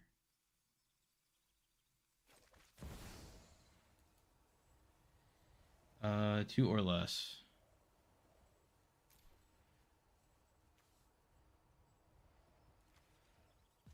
Kithkin. Done. Auto pay. Behold 2 creatures.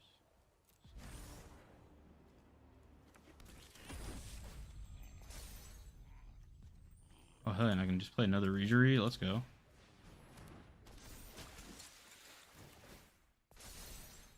Three mana dude can attack.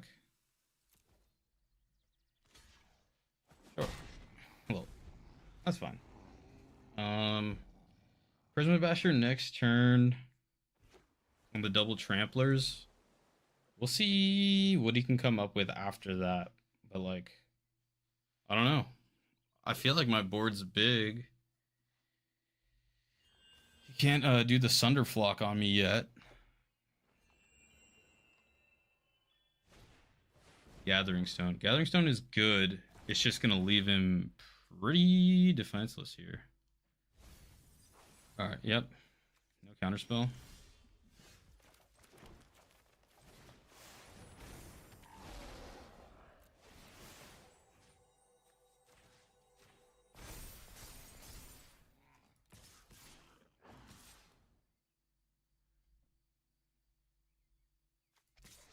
Swing with everything, it's fine.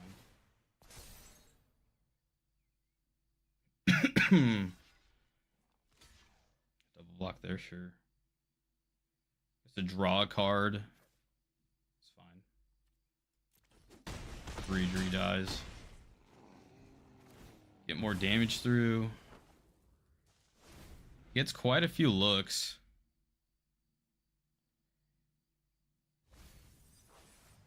Drops the land. Got a ton of trample on the board. He has to answer the board unless he has the Sundering Flock. It's not too much you can do here. But, you know, opponent's got 6 cards. I got 1 land in hand. I've sort of blown my load, if you will. Bridget's Command here would be pretty cool.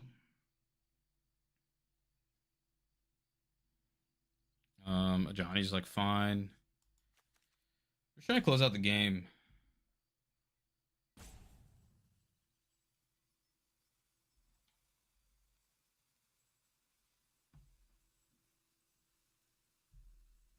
Let's see. The board state's looking real good. See what opponent has. I feel like they're just gonna like throw something back on top of my library or something. Their elementals cost 1 less too, so they can definitely cast the Sundering Flock. But if they had that, they would have played it already. This person's in Diamond tier. Yep, he's just gonna make the board as wide as he can get it. Raider, okay. You probably have another one. Play another 3-drop, which the deck is primarily made of, because the Gathering Stone makes the cards cheaper.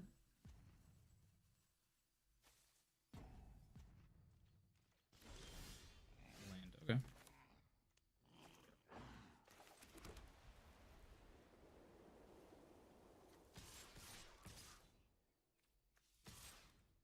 Gonna keep pushing.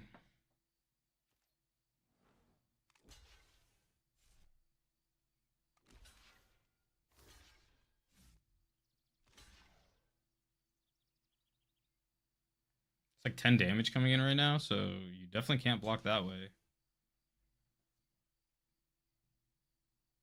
6, 7, 8.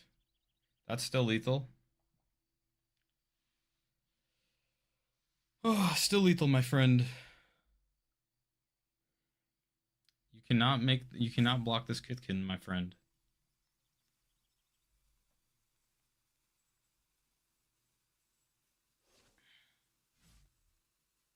You just don't have great blocks, my duder.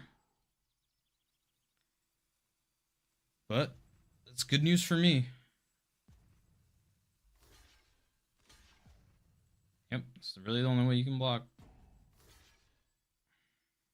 No, that's still lethal. Unless you have something, way to gain life. You're gonna bounce that to my hand. That's pretty good. Way together, sure.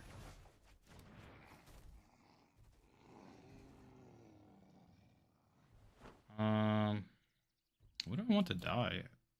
I mean, yeah, I guess toughness is like the biggest factor of the game right now.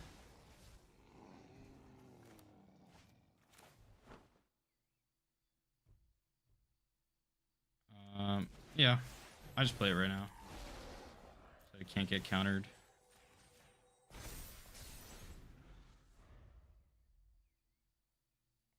See how many creatures he can pull out of his butt. I mean, that was a blocker. That was a blocker. They decide to punt away.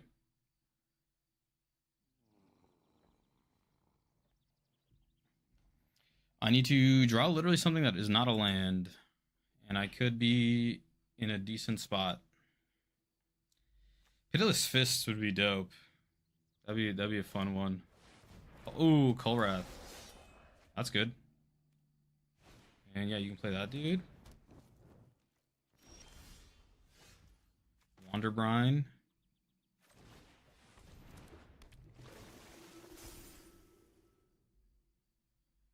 I'm fine just revealing that I'm playing top deck. Block, double block, 2 damage goes through. We just do it. We're at 20, you know. Just force it. Double block there, 2 damage goes through. You need 2 creatures. Which is going to be a lot easier for him to have than me.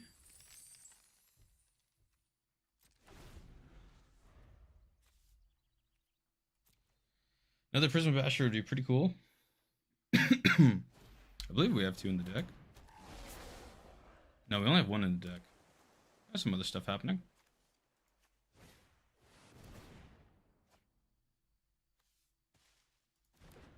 Okay. Pretty beefy defenses. They do only have 1 life, so they really can't attack me. Oh? What's the oops with that?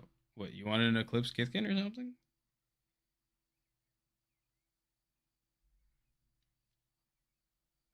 Yeah, 1 life, buddy. I don't have any vivid stuff that automatically just kills you. Okay, thank you. Thank you, opponent, for saving us the time. We love that. What a mensch. Alright, 2 wins, 1 loss. 1 against the most insane elf deck I've ever seen.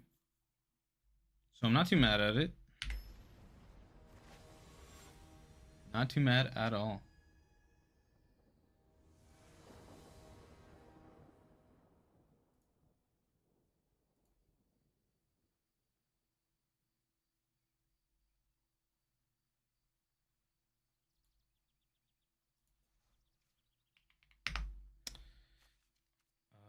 Okay, I go first. Do I hope I get the...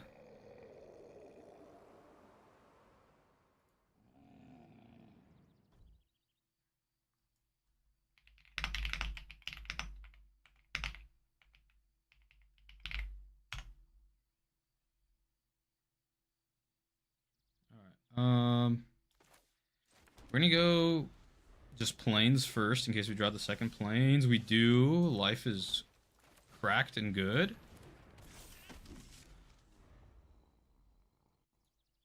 That's rad. I love that.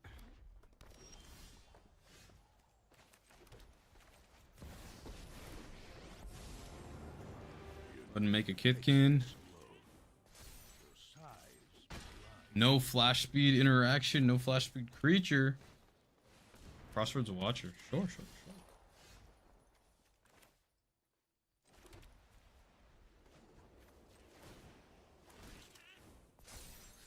3. I can just... Oh god, that's so good. Go, my friend, go.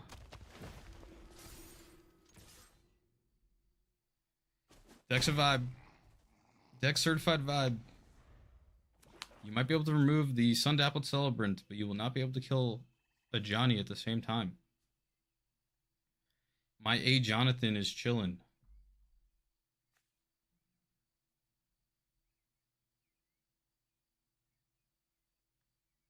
Yeah, being able to -8 this game would be kind of cracked, but I think I would win before that would even become an issue.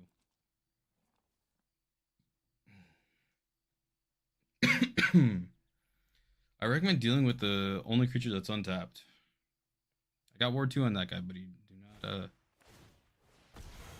Oh, okay. I can respect it.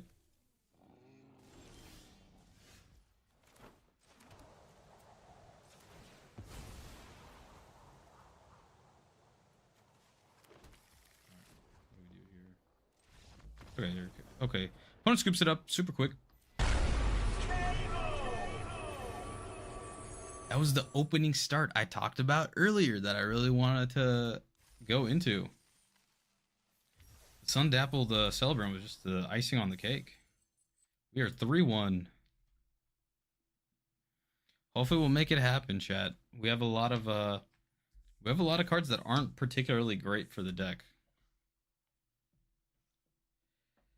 But we're just trying to do some early game advantage and then sneak out wins with Prisma Basher. We've been definitely seeing the Prisma Basher a little more than I would have expected. Okay, we got a Battler. This is a little spooky. I'm not like a fan.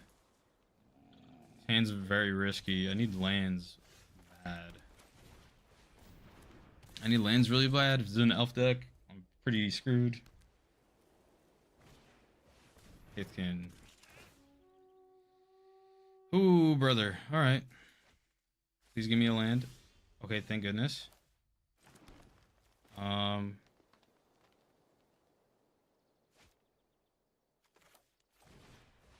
another one. No attacks. We'll get our attacks going later. Just keep giving me lands off the top. For the love of Jord.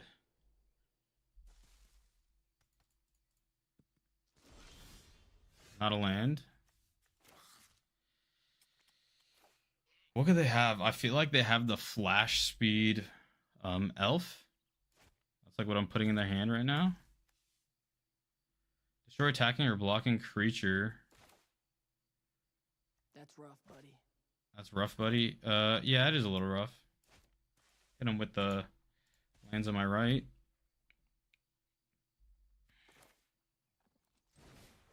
Let's Convoke.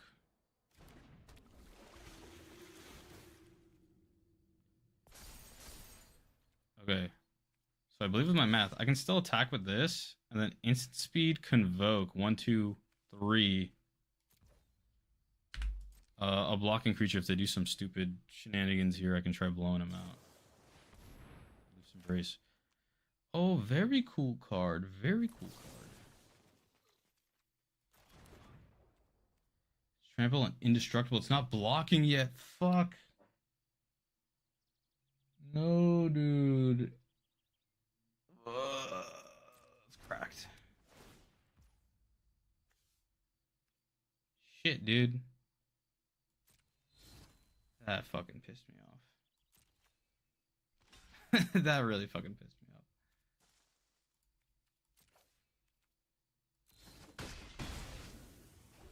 I missed my land drop and you do this to me? Unfucking believable. Unbelievable, dude. Oh my god, you're gonna fight spell my ass too? Warded, okay. I can still tap.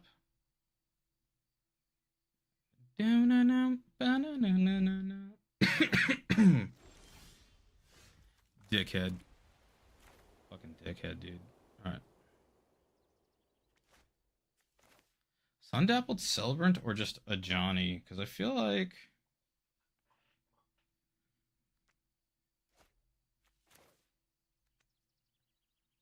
I think it's supposed to be a Johnny.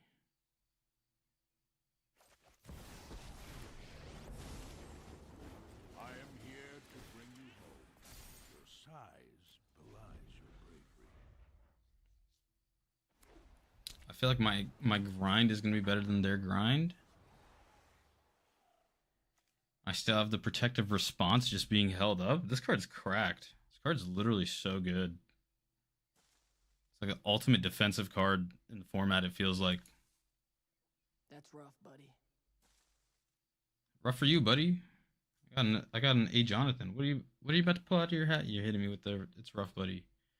Liminal Hold. You're gonna liminal hold my Johnny right now. You're a madman. Sun Dappled. It's fine, I don't care. You don't think I got a Sun Dappled, dude? -2, destroy that?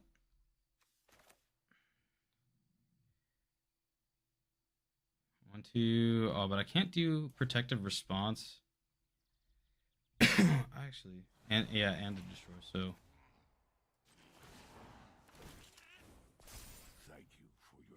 2, 3, 4, 5, 6.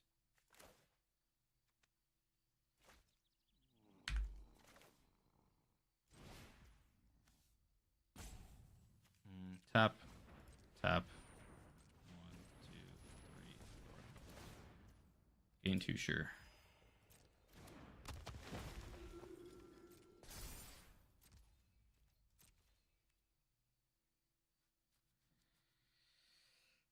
It'd be really ballsy to fucking attack here, but I feel like it's a free attack. Fuck it. Actually, no, I can't do that. I can't do that because then protective response doesn't actually work. I actually don't get to convoke. That could have been a really bad misplay. Just keep getting my Ajani super buff. Yeah, the aspirant, sure.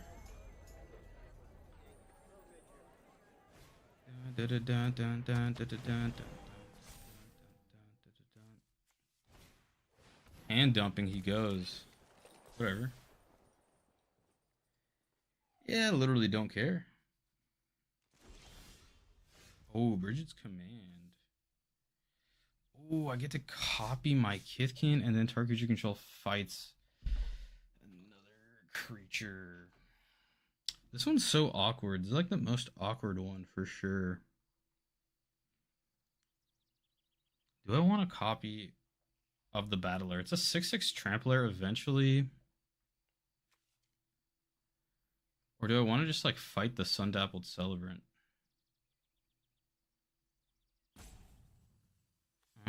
Okay. I'm actually a fucking genius and not actually stupid at all. Side by side we fight. Target creature's gonna fight, and I'm gonna make a copy. Can I control this dude? Target creature I control this dude to that dude.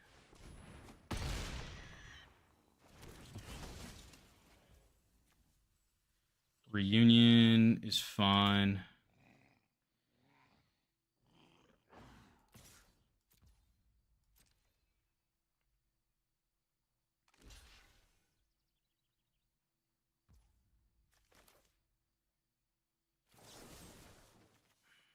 Attacking or blocking. I want to get rid of.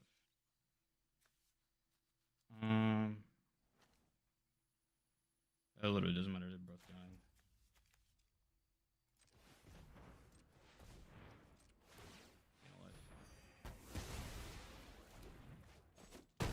Get smacked, idiot. You're dead. Lands, am I right? Who fucking needs them? And that's a game!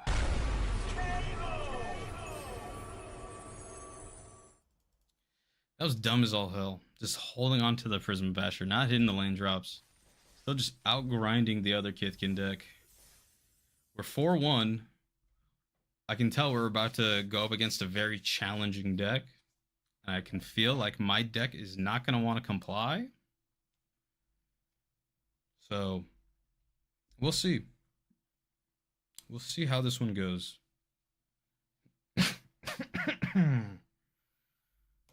I got sick like 3 weeks ago and I still have like the oddest cough.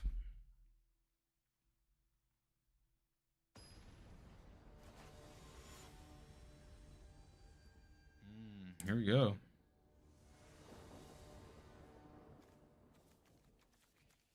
Yeah, that's good enough. That's good enough for sure. I have to remember to always just start on planes in case I draw land and a Johnny. But it's probably not that big of an issue if I'm on the play. Ooh. Target. Okay, cool.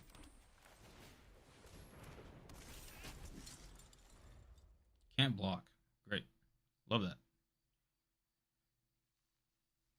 You still have to target, so you have to pay the ward when this fucking happens.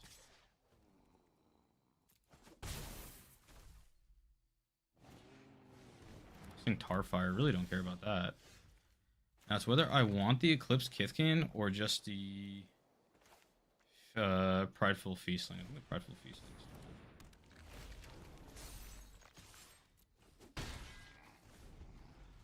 Doesn't get hit by the mud button curse talker. I have to let the attack come through though. Because if he doesn't spend the mana, then he can just definitely get rid of my Bristlebane Battler. Boggart Mischief. Ooh. That's a good one. Huh? Oh, it's power 2 or less. Damn, I thought it was mana value. That's pretty cool. Pretty cool, champ. 3/3 is fine. I can kind of hold off on double spelling until the next turn, I guess. The same amount of stats, kind of. Yummy. That ended up being better because now I have like creatures to double spell with the Bristlebane Battler. So I'm about to go taller than like their whole team, and if they want to do a bunch of damage to me, they like can.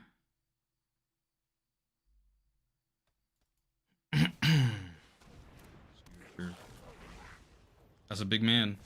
I thought I was about to go bigger than their whole team, but I guess not. Yikes, dude, that's a lot of damage. Spry and Mighty. That's an interesting one. That is interesting. Do I have any one drops in this whole deck? No, not really, so it doesn't matter.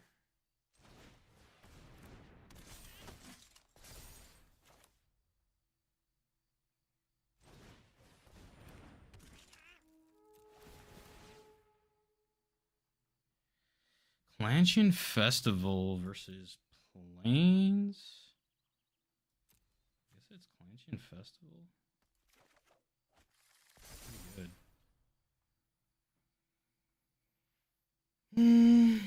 Do I just go aggressive here?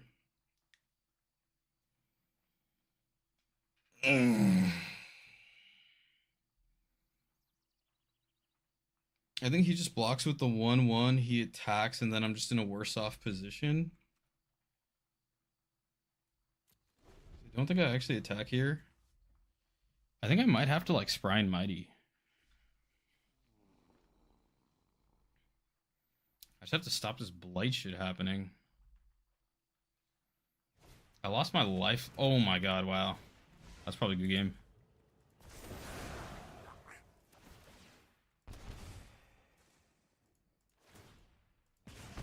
Yeah, if his creatures die, I just lose the whole game.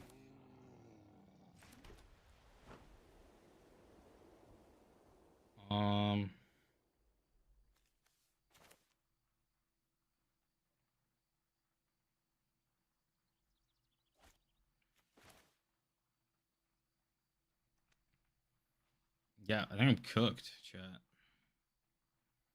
This gives me 3 more trample. And then 4 trample. This gives me 4 more trample. This gives me 4 trample and 4 cards, I guess. It's like very comparable. And trample or X is the difference between chosen creatures power types.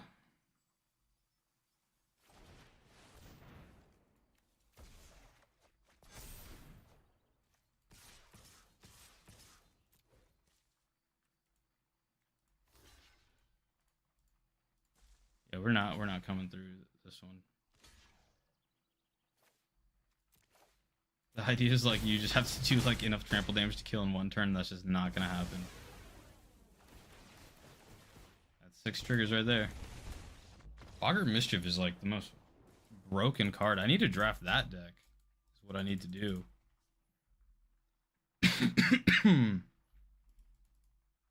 Need to play a keep out for that card for sure. All right, we were 4-3, or sorry, 4-2, and we're getting lucky with our with the battlers. This hand's kind of ass. It's like not the things I want to be doing, but I'm kind of scared to mulligan it because it's like semi-functional. I have 3 lands. Getting a 4th land. Sadly, I think I keep this, even though it's like I want to play literally every other card in my deck first.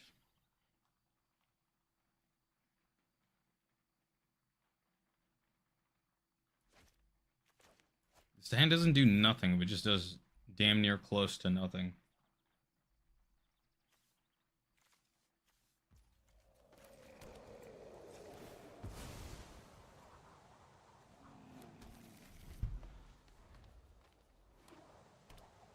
If I can top deck a Johnny, I'm like kind of chilling. Lanes, okay. That's a 2-drop. Do I want an aggressive 2-drop or do I want to ramp into Liminal Hold? It's kind of irrelevant. If I do this, 3, 4, 5. Kind of doesn't matter. I don't know, ramping the Liminal Hold, it seems like it is. Like, we're already playing like a slower hand. Let's just try getting some mana advantage.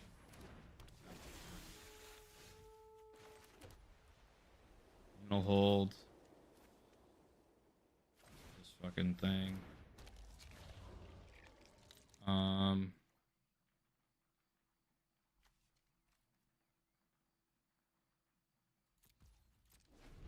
End turn. Play Sun Dappled next turn.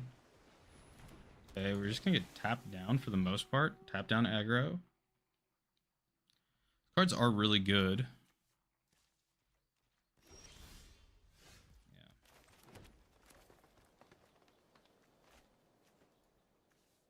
Let's see, because what can I do here? You may choose a creature type. So I can do X equals 3. Doesn't help me. X equals 4. Can't be blocked creature's power 2 or less as long as another creature entered. He gets buffed. It's like, really? I just want to fucking grab Prisma Basher, but that shit is like way too expensive.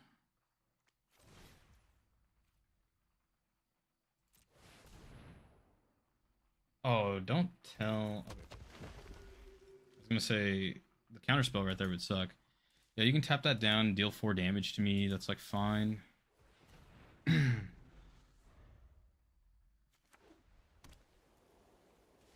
if there's a reason to like Liminal Hold here.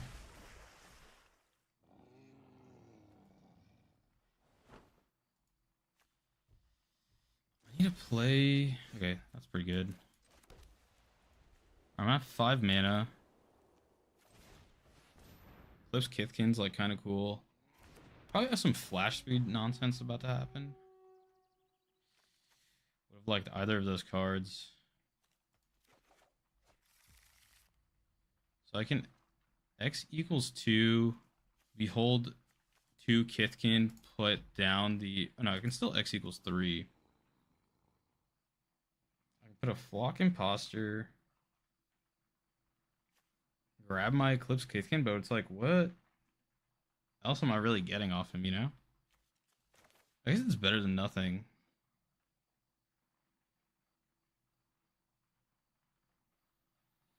It's like, it's Flock Imposter versus Bristlebane Battler.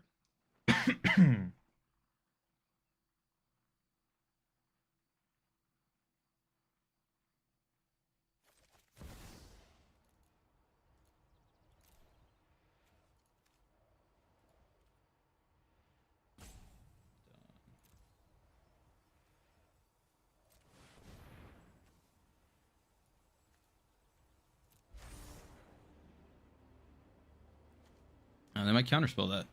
Okay, they don't. Okay, Flock Imposter, Bristlebane, yada. Block. Grab my Eclipse Kithkin.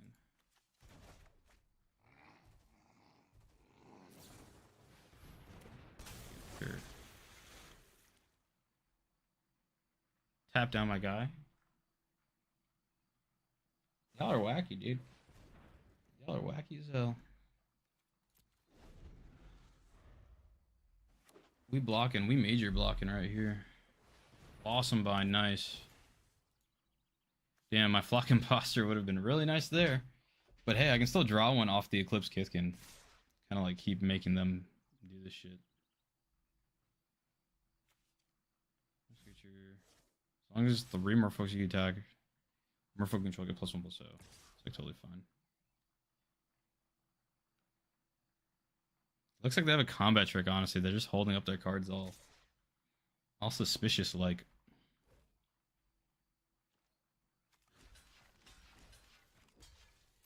Don't blow me out of the water with the combat trick, please. Looks like they will. That's sure.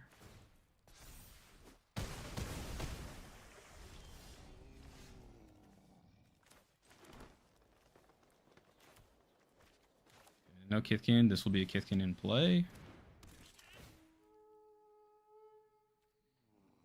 Bristlebane seems good.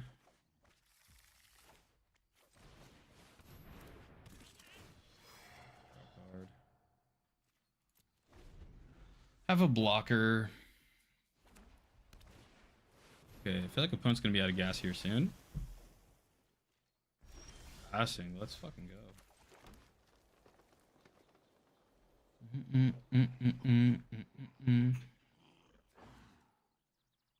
Liminal hold. I can liminal hold the Blossom, but I just don't think that's like particularly good.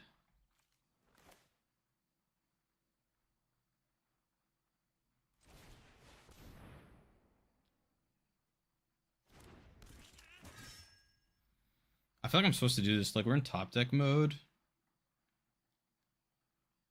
The tap down is annoying. Having my 5/6 Vigilancer that they have to keep tapping down is pretty good. Getting the life is good.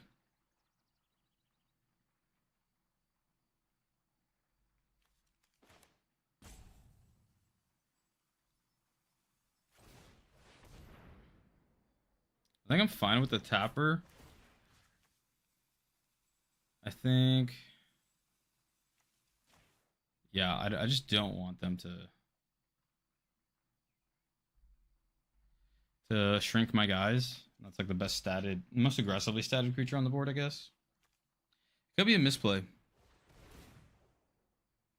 Tap. Oh. That's pretty cool.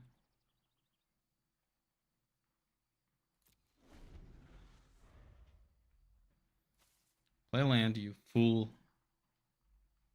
You oaf. Play land. Do it, you monster. Alright, tap that down, get 5 in. No blocks. That's fine.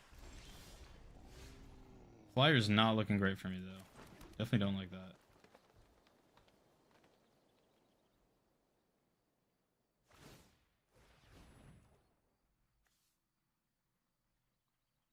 Alright, that's weird.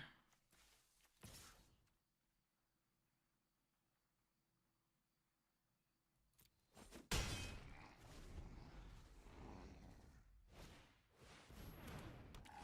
think it was a misplay. Alright, I need to top deck something good, dude. Come on, deck. Do some shit. We're gonna get hit by 2 in the air.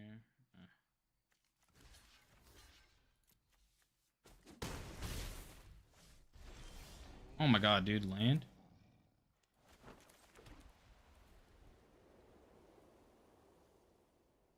What are you gonna tap down, dude? I'm just trying to get into the top deck mode. I'm on a 5-turn clock. Do I have anything with reach? No, I just have another. I have a 2/3 flyer I can grab. Prisma Basher is a card. Alright.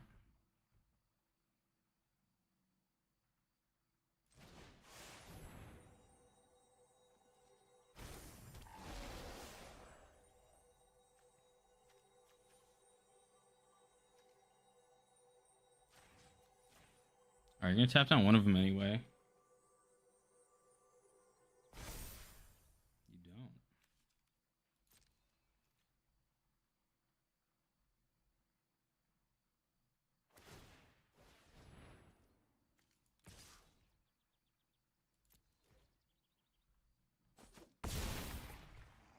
Prism Basher, you did some fun stuff for a turn.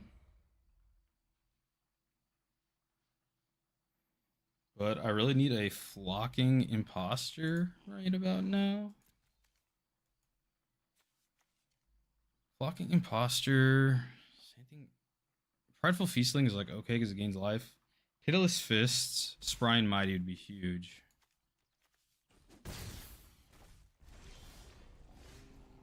Fuck. Okay.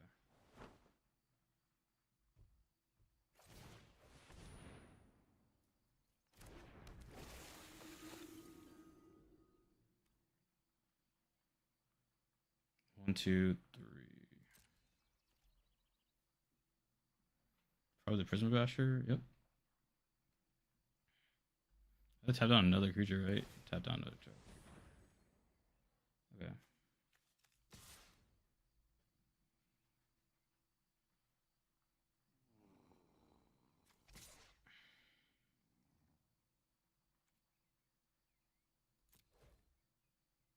I kept throwing lethal, I guess. Knew that block was happening. In plain sight. Oh, that's good. Shit. That's nice. Hey, man. We couldn't get there. We couldn't get to the 5th win. We also got pretty flooded at the end there, I think. And that just happens. That just happens in Magic. But I like the deck. It was a pretty cool deck. Respectable 4-3. We get to keep the dream alive. We drafted our first Ajani Outland Chaperone. Didn't get to do the -8 ability, but it was still a lot of fun. Celestial Reunion. Pretty cool in the Kithkin deck. Definitely not bad. It's just a redraw, which is really good. I don't know why this technically has a negative 0.8% win rate compared to the average win rate of the Kithkin deck. Same with like Spry and Mighty. I had a lot of like outs that I could have drawn to. It just didn't happen. Bridget's Command, one of the most awkward of the command, because like you need to already have a really big creature that can fight. Otherwise, you're spending both modes like on the fight. You're spending on +2/+3 and the fight, which is kind of lame. Creating a copy of Kithkin is cool. I mean, we definitely had 2 Bristlebane Battlers out at the same time, which is really fun. Yeah, Prism Basher continues to do work. The Feastling and the Spikeling are really just good for the Prism Basher. Sundapple Celebrant, kind of weird, but it is nice to have something where you can tap down, and then if you have 1 or 2 Bristlebane Battlers, like not only are you just like tapping down for a really big creature, but your creatures are growing bigger as well. So that's pretty cool. Definitely drafted some respectable rares. Was this 5 rares in the deck, 6 rares in the deck? So we were definitely kind of like in the right seat. We just weren't getting the premium Kithkin cards. We weren't getting the 3/3 that gains the 3/3 with trample that gets a 1+1/+0 whenever we play a creature, and we didn't get the Thought Weft Lieutenant, which is the 2/2 that gives +1/+1 and trample onto anything. If we had one of those cards in the mix here, I think our win rate would have been pretty solid, because our rares were really there. It was just like having to play 2 Wanderbrine Preacher in the 2-drop slot, not great. Same with the Forest Druid. Like these 3 of these drops are like pretty bad. The Flock is only good when we had like those other Kithkin cards that I mentioned. I don't think you really want to play the Sundappled Celebrant if you can like play all those other cards. Like if these 5 cards were just like other like good common Kithkin cards, I think the deck would have done a lot better. But that's it for me, y'all. I think that was a solid payout. Had a good time. We turned 1,500. I've this habit of turning 3,000 gems into 2,400 gems. So it's not the worst thing in the world. We did pretty all right. And we got a bunch of packs to open. finally have some rare wild cards again to build some standard decks. Let's see how many cards we get here. Rimfire Torque, Kinscare Sentry, Grub, Emptiness, and Lockmare. Lockmare is another card I really want to get in the drafts. It's a pretty solid card. And let's see how our collection is looking like now after drafting. So we have one of every mythic. We're missing 5 rares. And then we will kind of get into this gold screen where we can kind of see what the 4 of numbers are for all of these. So as you can see, we have Duskmourn House of Horrors, the closest we've gotten to completing. But yeah, I think once you get to this level of drafting, you basically go positive on the gems, because if you 4-3, you're not really losing 2 gems because you've often have like a lot of the rares already, like the Spry and Mighty and like the Spry and Mighty and like the other rares I had probably gave me the 100 gems that make the difference. So that's the thing with drafting on Arena now and drafting in the Play Booster era versus the Draft Booster era. You can kind of get more gems for drafting, at least in your common draft, once you get to this level. All right, I'm going to go ahead and just raid with the one viewer we have just to see who's on this late at night. Let's see, do I have anyone who I'm following on right now?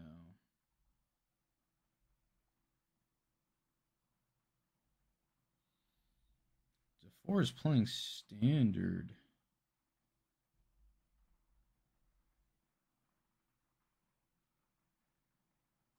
I'll just go over to Isaiah because I want to watch him. All right. Thank you, everybody. Have a great time. I'll see y'all around.